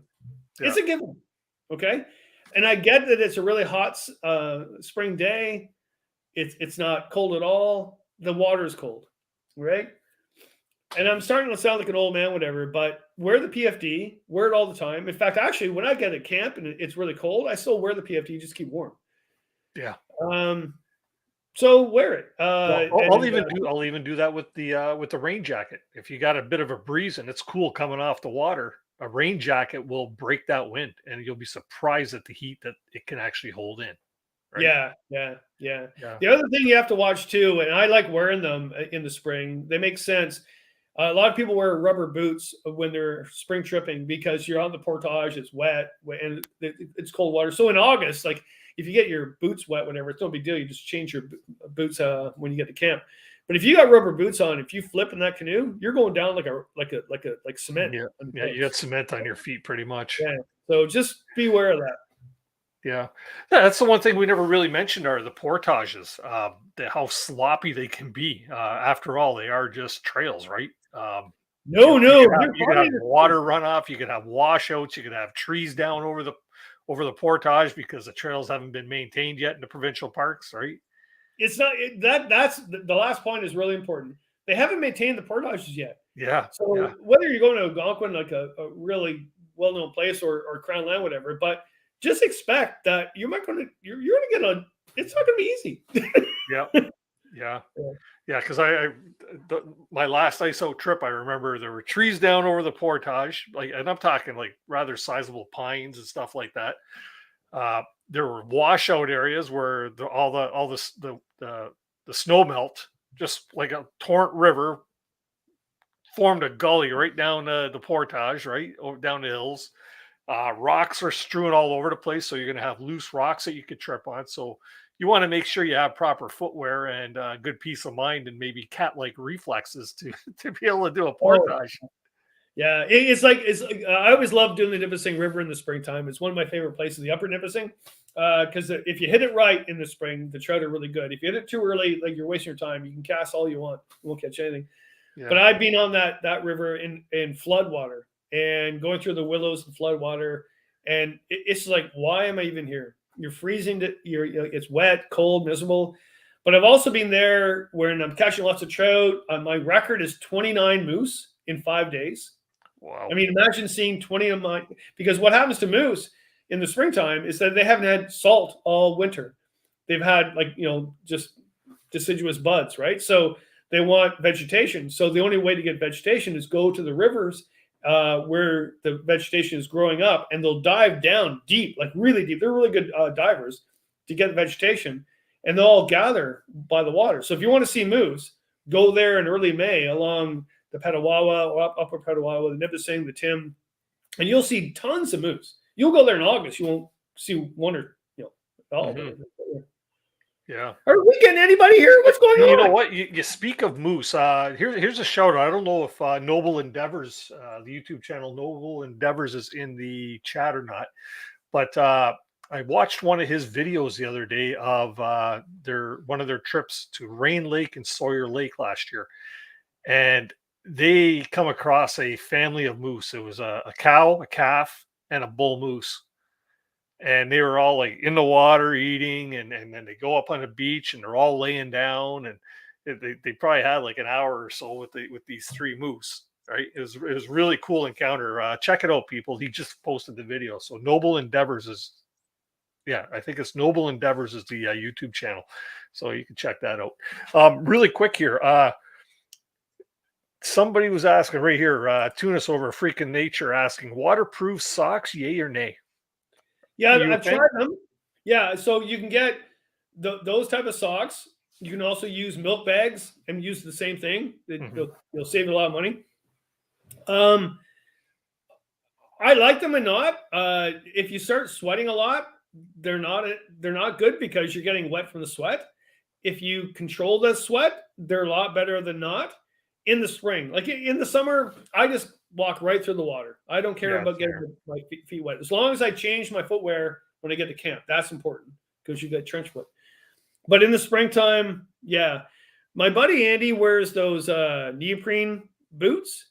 Okay, that go right up to it, and he loves those. I sweat in those a lot. I just rather wear hikers, but with those waterproof pull-up socks. They're not just socks; they're pull-up socks. It's like what do they call it? It's just like wearing a plastic bag on your feet. I do find that they work in the springtime. Right. I don't mind the waterproof socks. I tried them out last year, and they worked awesome. Like you say, you can sweat in them, especially if it's summertime. I'm thinking in the winter, in the springtime, they'll probably be a little cooler outside, so you might not sweat as much. But the one thing that you got to do is make sure you don't reach over the top. Because they're not waterproof if you go over the cup line, right? So the running joke of when you go and buy waterproof boots, like hikers, and so many companies now are saying that they're waterproof. They're Gore-Tex, right? Mm-hmm. What? Have you ever been on a trip? It makes no sense at all. Like the moment I get to the water and push my canoe in, I walk into the water because it's a given. Because when you get to the muddy portage, especially in the springtime, and you try to walk around all the water bits, whatever, you're wasting your time. Just deal with it. And the moment you get to camp, take those wet boots off, put dry footwear on, nice warm socks. And then in the morning, that's where it's not going to be pleasant because you got to put those boots on again. And it's frosty. They're frozen. It's not pleasant at all. Yeah, that's where the whole spring camping comes into play too. Is your mornings are a lot more different than they are in the summertime or in the fall. You wake up, it's frosty, It's Yeah. usually very frosty until you get into the late spring, right? We do have somebody in the basement I'd like to bring up here. We got Nate Muskoka. How you doing, Nate? Hello. Good to see you, man. Good to see you. Likewise. Thank goodness, Nate. I was making no sense tonight. Oh my god. Are you on Scotch now, Kevin? I am. I just switched from tea to Scotch. Attaboy. I just got to finish my chaga tea and then I can get into the bourbon. There you go. Up top shelf. So what's new there, Nate?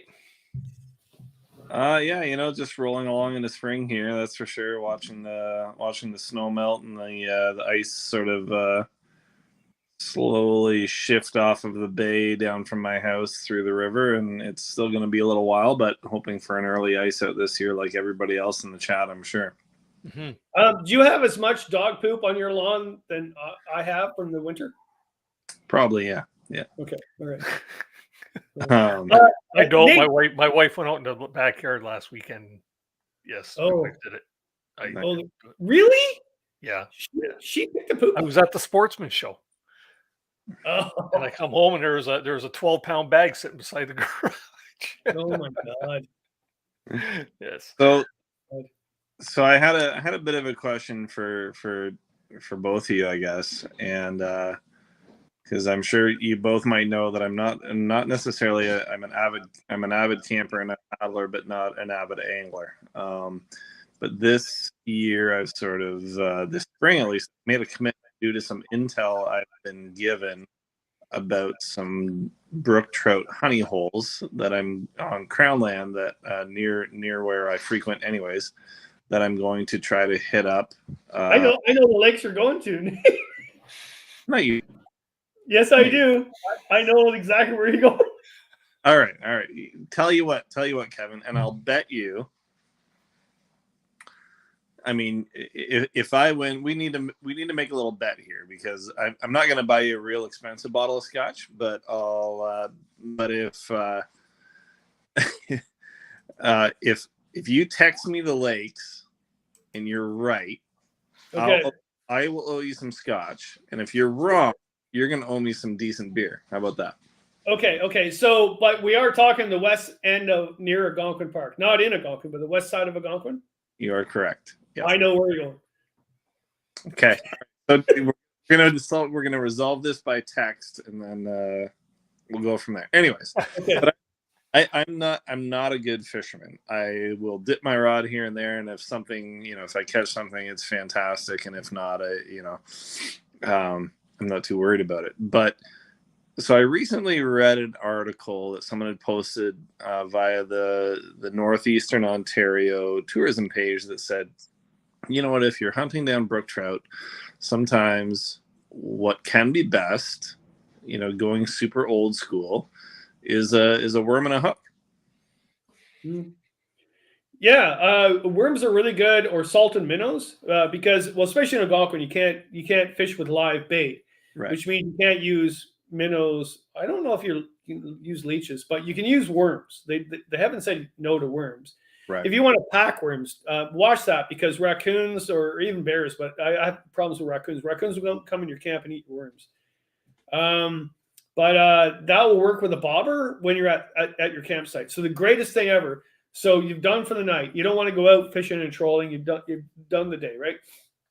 Put a bobber with a worm, cast out on the shore. You'll probably catch more brook trout or lake trout, especially brook trout, than going out canoeing for them for the night. Huh. With so you're saying no matter, like, with a worm or with a lure like you were talking about earlier, or with a worm? No, when I'm traveling through the day, the person in the bow will have a lead core line, and because what happens with trout, so a lake, a normal lake, will flip in spring and fall, right? So right. So in the summertime, the cold water is in the bottom, hot water is at the top. And the trout, because they need oxygen to breathe, they don't get that through current on a lake. They get it through cold water, because cold water holds oxygen, right? So they'll be at the bottom. But in the springtime, when the lake flips, the water's mixed up like a salad. So they'll be everywhere. You don't know where they are. Right. So the person in the front will have a lead core line, and they'll be trolling 30 feet down or more, but you use around 30 feet. then I'll in the stern, I'll have mine just on the surface, which is around 6 feet or 12 feet down, and so we're covering everything. We might catch something while we're paddling, like while we're going around, like we're having a good time. Like, this is great. And then at night, we're all sitting around. What do we do? And this is in May, early May especially. We'll just cast a bobber with a salted minnow or a dew worm, and we're sitting there having a whiskey, whatever, and then bub, and we'll probably catch more fish that way. Okay. Because they're coasting in, when they're coming into the shore, because the minnows are coming in, and they'll actually corral the minnows in to go for a feed. Right. So if you can get them during that, because during the springtime, they're coasting along the shore. In August, they're not going to coast around the shore. So many people go to Algonquin Park and say, Kevin, I fished and fished and fished. I couldn't catch a trout if I tried. Well, when did you go? August. Where'd you fish? Well, I fished 2 feet from the shore. I went, no trout will exist there. They can't. They can't breathe. Yeah. So what about the habitat? Like, if you in the spring, for opening season or for the opening dates, is it advantageous to look for, those small pools that people talk about, or beaver ponds, or should people just be out in the open water? If you're really early in the spring, they're not going to be in the pools yet. It's too cold. They haven't gathered in the pools. So usually when the black flies are just coming out, they'll gather in the pools. And what I've done, Jake Pigeon actually taught me this. So in the Nipissing, I've actually waded in the summer. I've waded down the Nipissing in certain areas where there is no real current, and I've felt the temperature. I mean, you could do it with a temperature gauge now, but I felt the cool temperature, and I marked it on my GPS, and I fished those holes because that's where I can't believe I'm telling you this. I shouldn't tell you this. But that's where the trout are holding in the cold, deep parts, right? Yeah. Yeah. But in the springtime, if I do the Upper Nipissing, if I go like the week before Mother's Day weekend, I won't catch any fish. And you'll be like in trout heaven. You've caught fish there before. Nothing. It's because they haven't gathered in the holes yet. They're scattered. You don't know where they are. Okay. But when they do gather, my God, you'll catch so many because they've all gathered to. And why they're in below the rapids is because they're gaining oxygen from the rapids. Because when the rapid comes up, it gathers the air from there and then pushes it down, and they suck in the oxygen. But also all the dead things and all the minnows and all the crayfish are coming down and they're feeding, right? But that doesn't happen until, I would say, the second week in May. And people will disagree with me right now. I know that, but that's my thing. Okay. No, fair enough. All right. Cool. So, Nate, you being with Algonquin Outfitters, do they not have their ice out contest going on right now? Yeah, they do. And they're using some satellite imagery right now, but I think we're a ways off. But I think today might be the last day that you can sort of submit your date for when the full ice out will be, which means technically in Algonquin Park, I believe the satellite imagery needs to show the north arm as totally clear of ice for it to be declared ice out. And so there's sort of a contest as to what date that'll be, and differs widely year to year, obviously, but it's always fun because it's sort of a big pool of bets, and there is a prize, I believe, this year for sure. Yeah, there's actually a few prizes. I think 5 prizes. And if anybody's interested in entering the ice out contest, there is a link down here in the description below. After the show, by all means, get on there and check it out and put your guess in. You never know, you might win some fancy Algonquin Outfitters swag. Yeah, there you go. Yeah, very. Yeah, it's always a fun thing to sort of bet on because obviously you've got nothing to lose. But if you're right on the date, then you can win some stuff, and you're considered for that moment in time a great weather forecaster, right? Yeah. I picked my anniversary date, which is September 15th, right? So, I'm kidding. So. You're a bit of a gear techie. What you mentioned in the chat there that the number 1 and 2 things you see people forgetting when they're renting canoes for spring trips is their gloves and their toques. What kind of gear would you recommend people make sure they don't forget? I think people need to sort of think of it, and it does depend. So first of all, check the forecast for where you're going and not for where you live. And a lot of people sort of forget to do that. Second of all, think of it as winter camping, but without any snow. So you might not need the hot tent, and you might not need the same sort of, bulk in terms of packing, the amount of clothes that you might need to. But I think you'd want to plan to take the same kind of sleeping system and clothing that you would in early winter. Because at any given point in time, those can be the climates you're experiencing. Mm-hmm. And people forget that. They show up with, a hoodie, and they show up with a hoodie and sweatpants and a pack full of gear to try to catch them some fish in their tent and their sleeping bag, just like they would in July and August. And then all of a sudden they realize that it's going to be really cold, or, oh my goodness, there's still snow in the bush, right?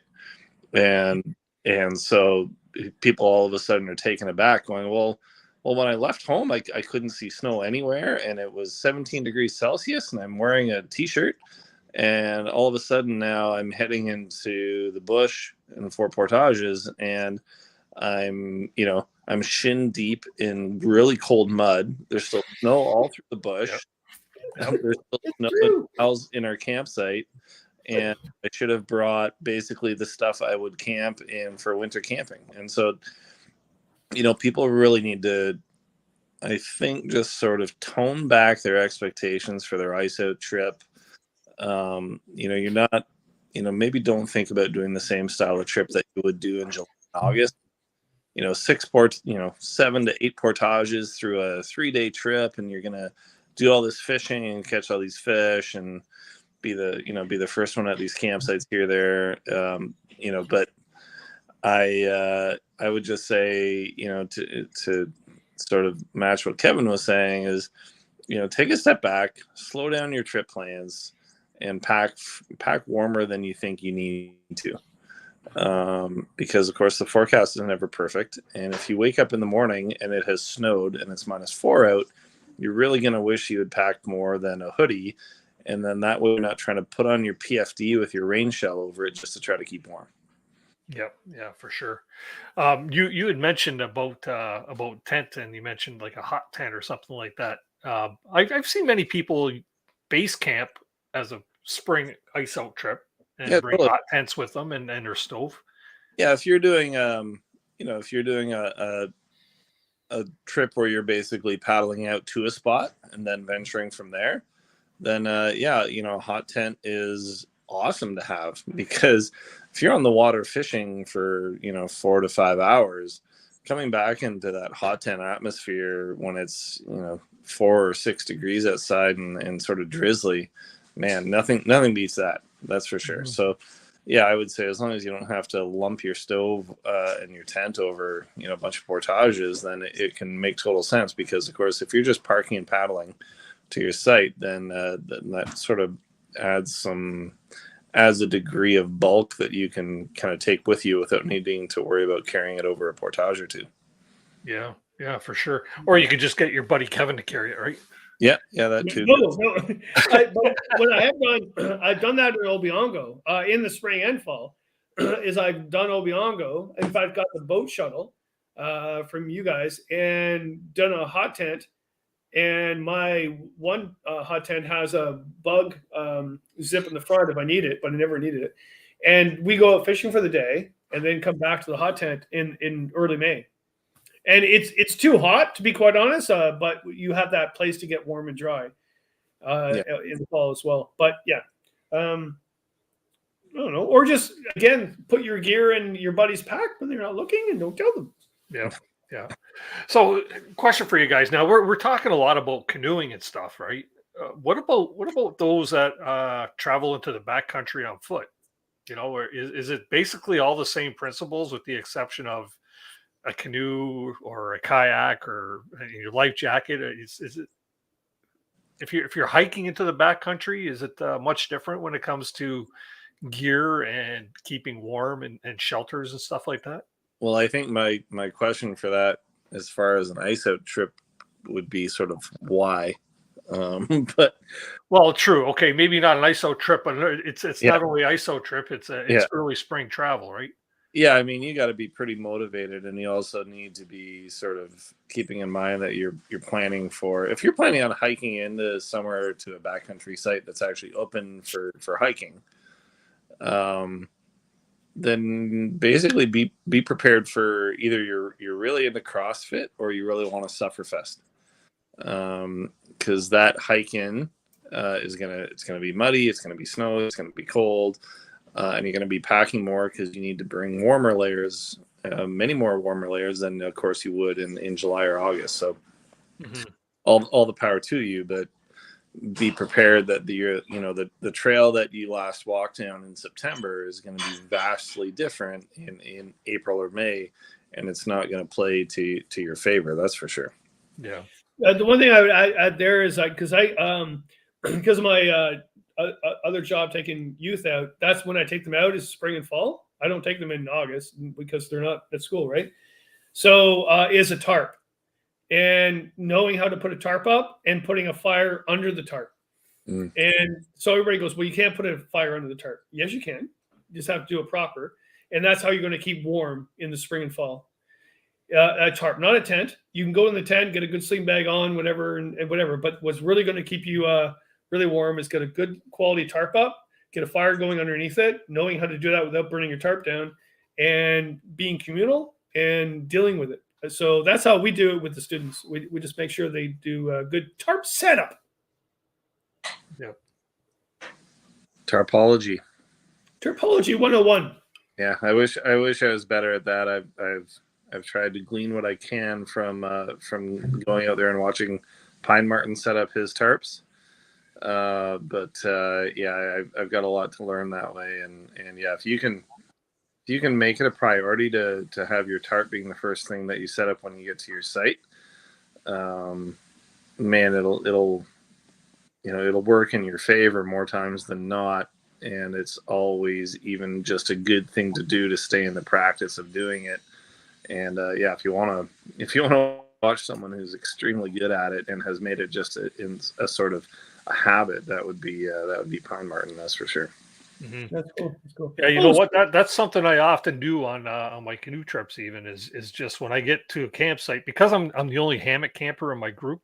All the other guys are fighting over their tent pads, and I could pretty much find a spot at any campsite for my hammock.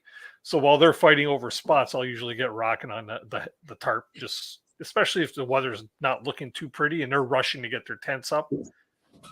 I get the tarp up, and that's always a good thing. Yeah.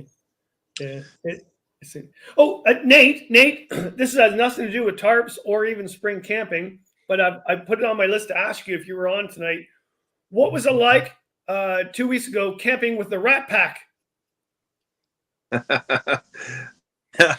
Yeah, you know what? It was a ton of fun. It was great, and the best part about it is I think everybody sort of forgot to film until they realized that maybe some of them should be filming, because everyone was too busy just sort of hanging around and chatting. And for a lot of people that had never met each other before, aside from just watching each other's YouTube videos, like everybody meshed. Like it was pretty epic the way everybody just sort of kind of got along and worked together. Even like there was a lot of sort of communal wood processing and gathering, and clearing a spot for a bonfire in the woods when the wind whipped up like crazy, and just helping each other out, and it was really sort of really cool to see those kind of people come together. Well, what was it? So if people don't know what I'm talking about, what exactly went on? I know this. Sorry, Dennis, has nothing to do with the night, but it was really kind of a cool event to happen. Okay, and again, I need to clarify that I'm not too sure how I got invited, because I think I might have been the only one there without an actual YouTube channel. But to be honest, Joe Robinette and Tosh Self-Propelled, they were the organizers of this, and they called it an IG meetup. So I'm gonna wedge myself in there via that route. an Instagram meetup, and it had been in the works for quite a while. And we basically were able to all sort of coalesce on a date that seemed to work with everybody except for a couple people that you probably didn't see there, and one of them, of course, was Jonathan. One couple was Jonathan and Aaron, who we dearly missed. So and then we had this like crazy voting system go on where we ended up selecting a spot to go to, and this was like. And that was organized by like Brad from Explore the Backcountry and Chris Prouse, who had this like graduated voting system and blah, blah, blah. And all of a sudden, what do you know? We're all driving to like an hour and a half northwest of Sudbury. So,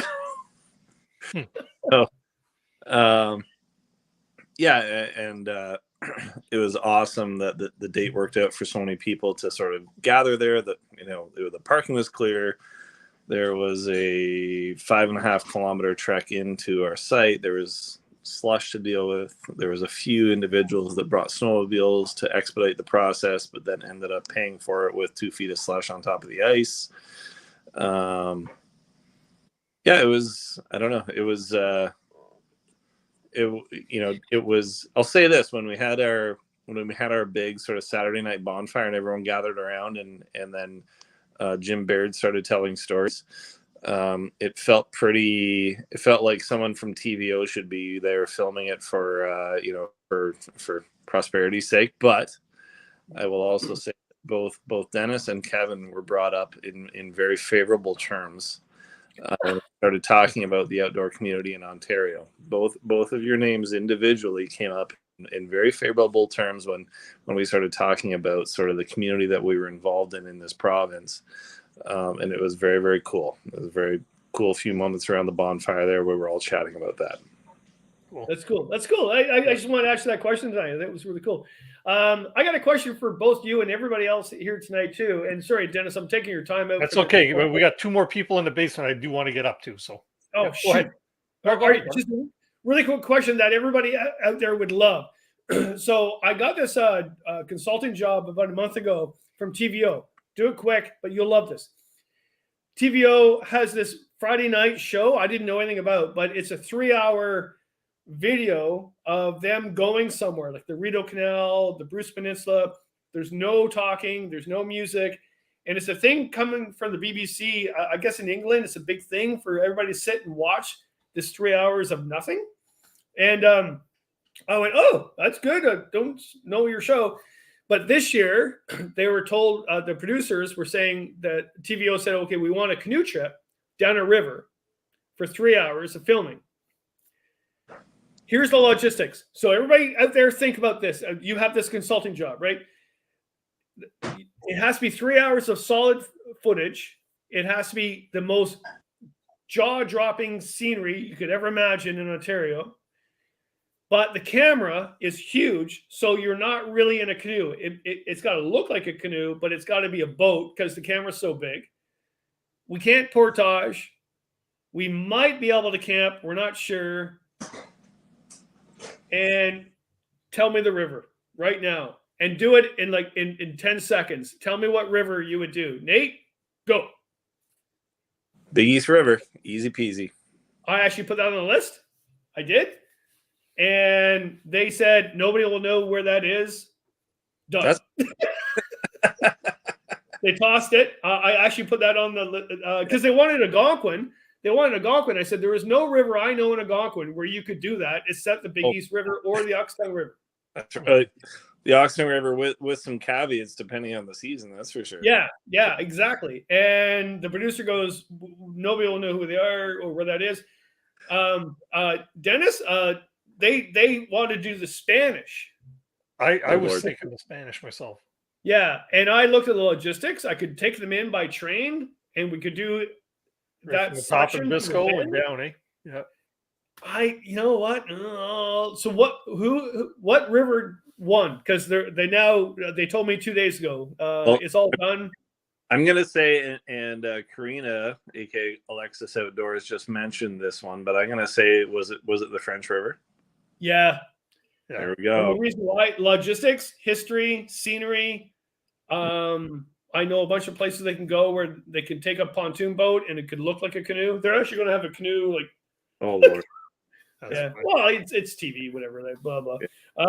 But yeah, that was a cool job. Very cool. Yeah. Cool. Definitely. Sorry, I mean, you know what? Can you blame anybody these days for just wanting to turn on the TV to a channel that's just a canoe cruising down a river for 3 hours? No, I would watch it. Yeah. Not a lot of other things on TV.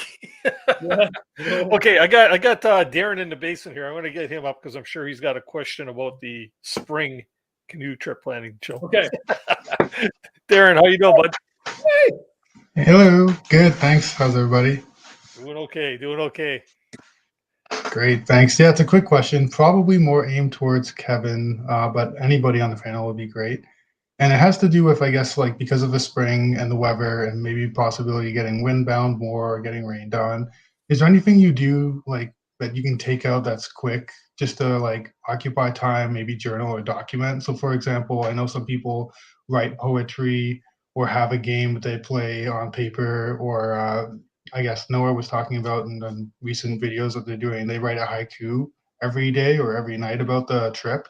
I think that's pretty cool. So is anything you would recommend that you could just pull out maybe on paper or somewhere else just to pass some time or document something, or while you're waiting for the wind to die, or, stuff Yeah, I somewhere? think it's really important. It's a great note. I really think it's important that you actually have something to do, and you have something planned to do, because that's going to happen. And in the springtime, you're so hyper to keep going. You need to say, well, no, I need to do some haiku, which actually is really cool to do. I know a lot of my students do that. I write a journal. I've always have since I was 12. So that's my thing. I will sit down and write in my journal, which is really weird now because I have a hard time even writing now because we type so much, right? Books. Choosing a book, though, is really important. If it's a crappy book, you're not going to like that book, right? So, but also cribbage. I don't know if you guys play cribbage, but that's what my buddies and I play. We play cribbage. I think if I'm by myself, my favorite thing is to catch up on some reading.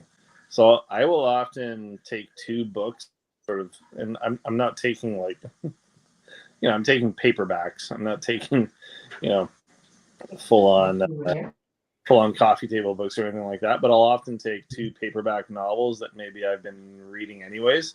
Oh, nope, that's definitely not one of them. Does that say Kevin Callan on it? No, it's not. It's Sigurd Olsen, for the love of God. Yeah, I'll often take two because they don't weigh much. They just take up a little room. And then it sort of depends on the mood I'm in as to what one I'll read. But it's good to have two choices, because depending on the weather or the time you have or the mood you're in will sort of dictate the book that I read. But to me, by my Jesus, yes, Kevin, you have many books. That's what I got so far. Yeah, there you go. But yeah, I'll often take, and so the kind of the funny thing is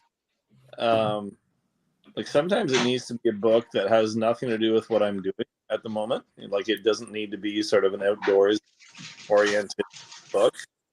It can be sort of a novel that just kind of like takes you somewhere else, or it can be something related to where you're at and what you're doing. So to have two choices that way is pretty awesome, because you can just dive in there, and before you know, hours have gone by, and you've actually done, you've invested in the knowledge in your head by reading something, right? Yeah. Something I like. Great suggestion. I'll take usually sort of a Sigurd Olsen book that I've been reading through, and then I'll take like a cheesy mystery paperback novel that I also enjoy, and depending on my mood or whatever, then I'll read one of those. Or if I'm feeling rather dexterous and not like I'm going to slice myself to ribbons, I'll do some whittling. Yeah. Whittling's a cool idea. That's something I'd like to do too. I'll bring the carving knives with me sometimes, and I'll there's a good whittle a half-ass spoon or a spatula, another spatula. Yeah. Or you know what? Something else I like to do too. And if it's one of them cool days where you're just not traveling and it's cool, you know what? I sleep in a hammock And to me, there's nothing. I'll take a page right from Sean Emery, Shug. I'll jump in my hammock. I'll curl up in my sleeping bag and, maybe hang an arm outside of the thing and just swing there and enjoy a coffee or something and pass the time. Just enjoy the silence. Yeah, I think whittling's good because it still it really focuses you. It increases your, increases your hand strength and your hand-eye coordination, et cetera, et cetera. What I will say, that one of those last books that Kevin held up, that hat book, paddling wild Muskoka. Whoa. Yeah, that was when my parents first moved to Muskoka decades ago. That was one of the books that precipitated their adventure to do so, and one of the books that propelled me to paddling around the western end of this place, for sure. And I have that one too. That one's amazing. That's an amazing book. Kevin, have you read this one yet? No, I ordered it though. Very good. Is it good? Yeah, I haven't got it yet. I ordered it. Yeah. There you go. And that's a selfless plug for friends of mine, Canoe for Change. Oh, they're great people. Great people. Amazing what they've done. Yeah. So I have to ask then, what do you have planned for the spring there, Darren? Well, I'm trying to I emailed you, but aside from that, Paul and I are heading out closer to May 24. Access point free down to Petawawa, Misty area. So see how that goes. I know it might be busy. Kevin, I know we don't usually like to get on the May 24 either, but work and stuff. So. Yeah, it is what it is, right? I mean, that's the only time you can go. Yeah. I've had some bad experiences on May 24 in Algonquin. Like I've met some people that I never ever want to meet ever again. Hopefully it wasn't your paddle partner. No. Well, we've had partners with us that joined us, would I never want to paddle with again. I had one guy on the May 24 weekend. He was one of those last minute, we need to fill the gap. So, and he wasn't in the military, but he dressed like he was in the military, which is a red flag, right? And he started eating every mushroom he could possibly find. And I said, "You know what you're eating?" And he goes, "Oh no, you can eat mushrooms." I went, "No." And then I was sort of given the look like, "Shut up." I was like, "Good." Day 2, green vomit coming out of him. Throwing up green vomit. Wow. Really quick, I at the beginning of the show tonight, I posted a poll at the top of the chat. Is it still up there? Does anybody see it up there? Nobody see it? I'm going to repost this poll, and I want to see how many people are actually going on ISO or a spring canoe trip. I'll have that. You guys continue your conversation. I'm going to set this poll up. Hang on, I've got ooh. I have a couple of books to hold up for old Mr. Callan there. Ooh. Yeah. All right. I do collect old books. Just to let you know, it's sort of my hobby. Well, yeah, just there we go. A hobby, eh? There's the poll for the evening. If anybody wants to answer that. Yeah, I already showed that one, Nate. What else you got? I got that one. Yeah. Ooh. I see we got one more person in the basement there too. Marty, are you ready? This is gonna sound cheesy. You want something to sleep to? And if anybody doesn't know who this author is, they need to check themselves. Oh, that's funny. That's a good one. Oh man, yeah. Oh, just wait a minute. I'm getting more books. Just wait a minute. Darren, hopefully we answered your question. Hey, well, yes. Thanks very much, guys. Well, Kevin's gone. I'll get back. I'll get back to your question that you asked me earlier too. So thanks very much, Dennis. Yeah, selfish plug. Yeah. Take care. And then this is another one worth tracking down. 100%. Regardless. Oh no! How do we get into book night? We're talking about spring camping here, people. Marty, what's going on? What can you tell us? Nate, that's a really good book. Hold up, that's a really good book. Everybody should read that book. This one. Yes. Oh man, Also this one. Yes. I had a fan of mine about a week ago send me a note that and I didn't agree with the person, but they said you write like the new Sigurd Olsen. Oh boy! And I was like, oh my god! I was like in like that's a huge that's like calling me Jesus Christ. Like, oh my god. So sorry, and I'm not, but there's that one. Right? Yeah. So here's a quick one for anybody that enjoys the concept of adventure travel. And Kevin, you'll be familiar with this writer, and it's not this book that's my favorite of his, because Jim and Tori Baird have borrowed probably forever the book that is my favorite of his. But if anybody doesn't know who Paul Theroux is, oh yeah, that's it. Oh, you got that book? Yeah. So, anyways, quick caveat there, but Paul Theroux is the travel writer that kind of like pulled a Kevin Callan and basically had a midlife crisis and decided to travel with an inflatable kayak from Australia to Hawaii. It's a good book. And wrote a book about it. Oh my god! Wait a minute, I got. Hey, Marty, how you doing, buddy? I'm doing all right, my friend. How you been? Lost control of the show. I'm doing okay. Yeah, it happens every time you invite Kevin over. Is that what happens? I know, right? No, I don't think he was the culprit. I think it was the guy next to you down there. No, I didn't. Oh my god! Help that. Oh, what library did you steal that from, Kevin? How old are you, Kevin? So,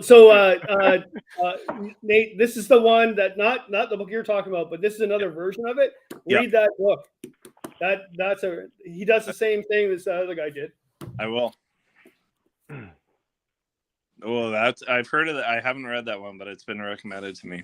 Good. I can go on, but here's a signed copy of Grail. Oh, that's a good one. You know, I don't really know if he did it. Blaney. Actually, that's a good question. Mm. No, it's Grail. But I think I got ripped off. I don't think Grail really signed this. I think I bought it for a lot of money, and I don't think he really signed it. Well, you never know. You never know, Kevin. Maybe one of his press people did it. Marty, I'm exhausted. You go keep talking. I got to get some ice for my drink, for the love of God. And Marty was also at the Rat Pack as well. Yes, he sure was. And he was the first. Well, actually, were you the first to get the video out, or did I just see on your video before the mail? Xander got the first one out, I think. Oh, he did. Yeah. Xander got the first one out, and then I looked at it, I was like, man, he turns his content fast, and honestly, that motivated me. That same night, I finished editing mine. It's funny, and I noticed Chris Press is in the house right now. I got to tell Chris Press. So when I saw her video, hers was the third one. I went, "That's the fastest she's ever edited in her life." I know, right? I thought the same thing when I seen that. Jesus. You know what? Chris is. I mean, everyone's were good and super entertaining to watch, but like when you watch Chris's, she's a consummate pro. Like you watch it and you're just like, yeah, that's exactly what I would expect from Chris Prouse. Like it is. She makes everyone else's look pretty bad. No, Marty, that's not true. Like when I watch yours, like I gotta say, I've only watched the three of them, but you went right in there and you created a storyline. Yeah. You went right in there and actually created, and the storyline was, what's your favorite, whatever, right? Boom, boom, boom. And hats off to you, man. Like you first of all went in there, hey, open the tent. What's going on? And that's what you do, right? I mean, I caught a few off guard. I don't think they were expected to be interviewed at times. Well, Marty caught me off guard, which is quite possibly why my tip didn't make it into. Oh man, I had when you make I always feel bad about that because I was cutting the video, and every time you make a video, you have to. I know. Anyways, for me, the way I write my stories, I try to keep them pretty fast paced, right? So having 20 tips was just you know what I mean. So early in the morning for me. I was wearing glasses. I was talking about books. I thought about back on that. I was like, I must look. Unzipped my tent and walked into like some nerdy library. No, but it was also Saturday morning, and Friday night was something else. Martin, what are your spring plans? Pardon me? Well, what are your spring trip plans? Oh, trip plans for the spring. I'm actually more than likely going to take a bit of a time off from tripping until June, end of May. I won't make it earlier than that. It's been quite busy. Actually, this winter's been super busy. But I've got, the early trip will be, I'm getting a new boat this year and a new dry suit. So I'm really hoping to do some river runs around here, like on right where I live. There's a bunch of creeks that just swell up to R3, R4s. So I think early May we're going to be out there, just kind of just getting unrusty in the big water, and then early June, I'm hoping to go down one of the Three Sisters again, and catching some hot water. So hopefully the Coulonge this year. Just trying to finalize all the. I'm gonna trying to finalize all the different collabs that we're doing this summer with a bunch of different people. So trying to figure that out. But yeah, I'll be in the whitewater this year, which I'm pretty excited to go early. I haven't gone early in a long time. Right on, man. Very cool. Oh, here we go. With the Cree. You know what? I got to buy myself some books. I got to start saving. One thing I wanted to, why I jumped on, I listened to you guys talk about shoes earlier, and I can't vouch for it yet, but a friend of mine, Martin Tran, actually from Montreal, who well, friend, an online friend, everybody's friends now, but an online friend had recommended those to me, and the guy, like, he's the real deal. Like he'll cross like Canada in 200 and some days canoeing. He crossed. He's going for another big expedition this year. He did some real stuff, and he told me that the shoes that he likes to use are the from Astral Footwear, and they're the Hayat. And it's like I posted in my stories on Instagram not that long ago. I got a new pair from them. It's kind of a water shoes. It's not made with neoprene though, but it does have like the thermal. I don't know, like it keeps your feet warm a little bit, like a wetsuit, if you will, like neoprene does. And but it also has holes so it drains, because if you spend like 4 days in the water, your feet wet all the time, like the foot rot gets pretty bad after a while. And they seem to dry fast. So anyway, he does all of his major crossing with this. I'm really excited to get, like, because you get a full booty above the ankle to get the ankle protection. Good grip, designed to go in the water, keeps your feet cold and warm in cold waters. Very, very interested. I'll come back to the crowd with my findings, but I'm super excited about those. Yeah. What's the brand again, Marty? Astral. It's called Astral Footwear. Astral. Okay. Yeah.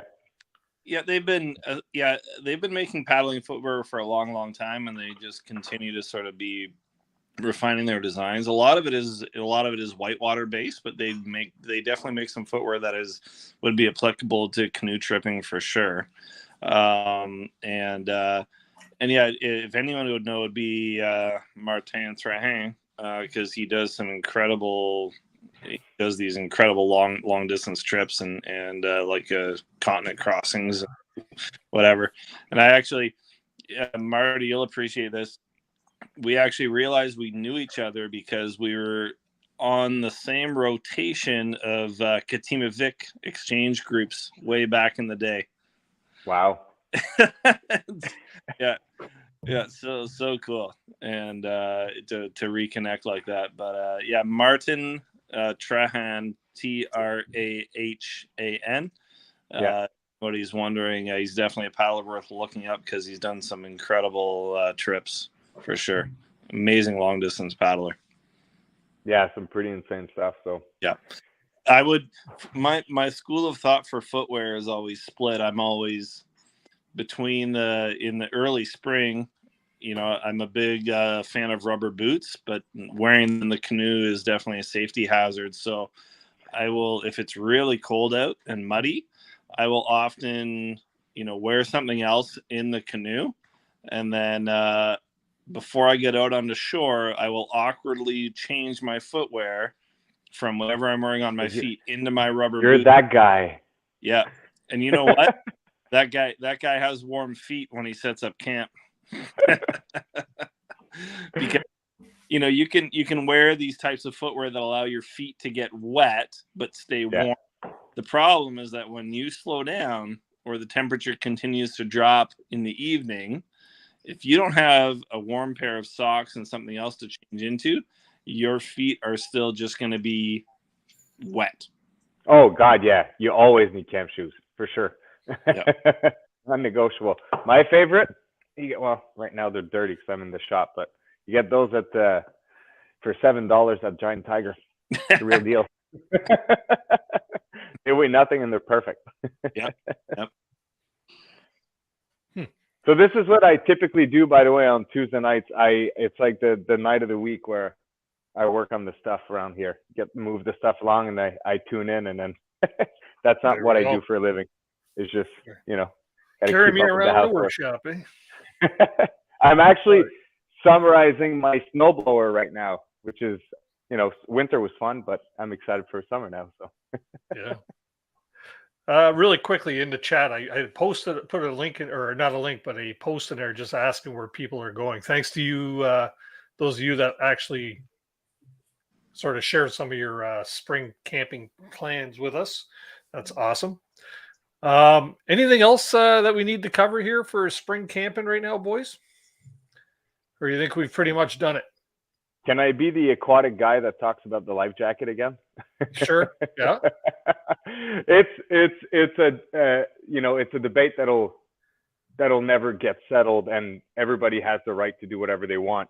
My only concern, I always tell people when we talk about life jacket on the water, and I mean, like, I swam in college. Like, I'm pretty sure I will never drown in the water, but I always wear my life jacket.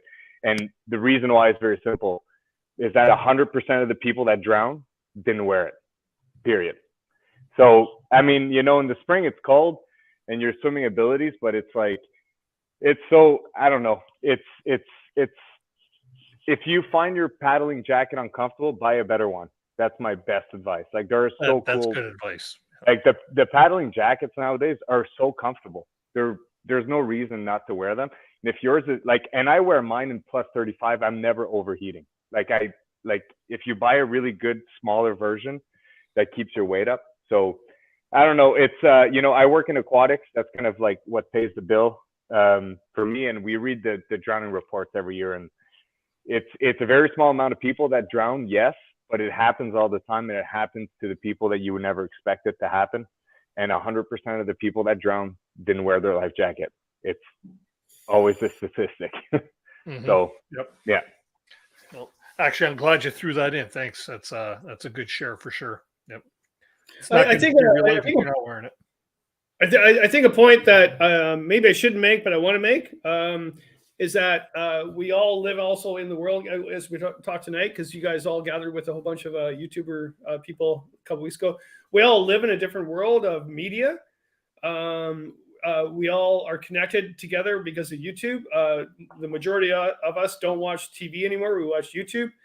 And if you have a YouTube channel, and especially if you have a large audience, it is your duty to wear the life jacket, even if you don't agree with wearing one. Because I have so many people saying, well, Kevin, I know what I'm doing. I don't need to do that. If you have a large audience that's supposed to be young people, it is your duty to wear it. Done. No question. You can't debate that. I'm sorry, you can't. And I'm being Uncle Kevin right now, and you can curse me. You can debate me all you want. In fact, I'll bring it on. I'll debate. But it's your duty to wear it, because those people admire you. And the moment they admire you, you need to do what's right. Done. I'm done. I'm done, Dennis. You're done? You're done, Kevin. I'm going to read a book. Well, you know what? With that being said, let's just consider closing up the show for tonight, because I think we've pretty much smashed the spring camping topic. Just want to remind everybody that we did do a show on this last year as well, last season, and the link to that is in the top of the description, like right down below Marty there. If you're watching on YouTube, by all means, go back and check it out. It was a 2.5-hour show, but go into about the 15-minute mark, and that's where the show will actually start. Cuts out all the preemptive topic part of the video. With that being said, I just want to thank you, Kevin, for agreeing to be on the show again tonight. It's great to have you on again, as usual.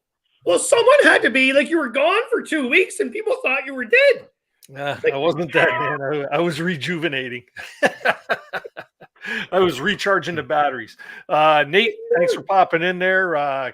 Darren, when you popped in, and Marty, of course, thanks very much. And to everybody in the chat for spending your Tuesday evening with us. We will be back next week. I'm just settling on a topic for next week. And follow me on Facebook at Canoehounds Outdoor Adventure Show, and I'll be posting on there quite early as to what the topic is next week. I just don't want to say anything until it's actually confirmed 100%. But and then the week after that, April 5th, please do put it on your calendars.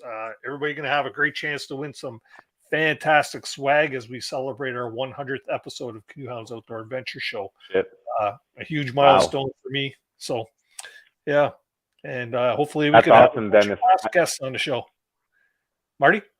I said, that's awesome, Dennis, man. 100 shows is a lot. Good for you, man. Thank you. Much appreciated. We're not there yet, but we're 2 weeks away. So and I'm quite excited. I got some planning to do, Lucy. Dennis, you do know the last 2 weeks people have felt like hollow inside. They had nothing to do on a Tuesday night. They felt that they're not really part of the world. They're very depressed. And thank you for. Sorry, you know what? You know what? Think of it this way: had I had those 2 shows, this would have been my 100th episode right here. Oh, well, you know what? I didn't really answer a lot of good questions tonight, so I'm glad that.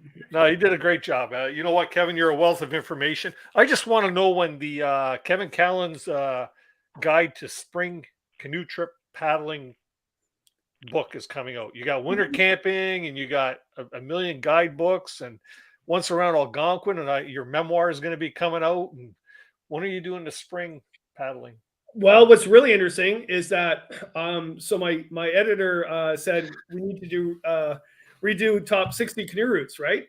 For next year, because it's sold out because of COVID, right? So I have to add 10 more routes, all of them. So I'm almost done. I'm working on because I've already done the trips, but I have to go back in June and repaddle or whatever. But they're all like portage friendly. Just let you know, the next 10 routes, because people have been asking me 10 times over.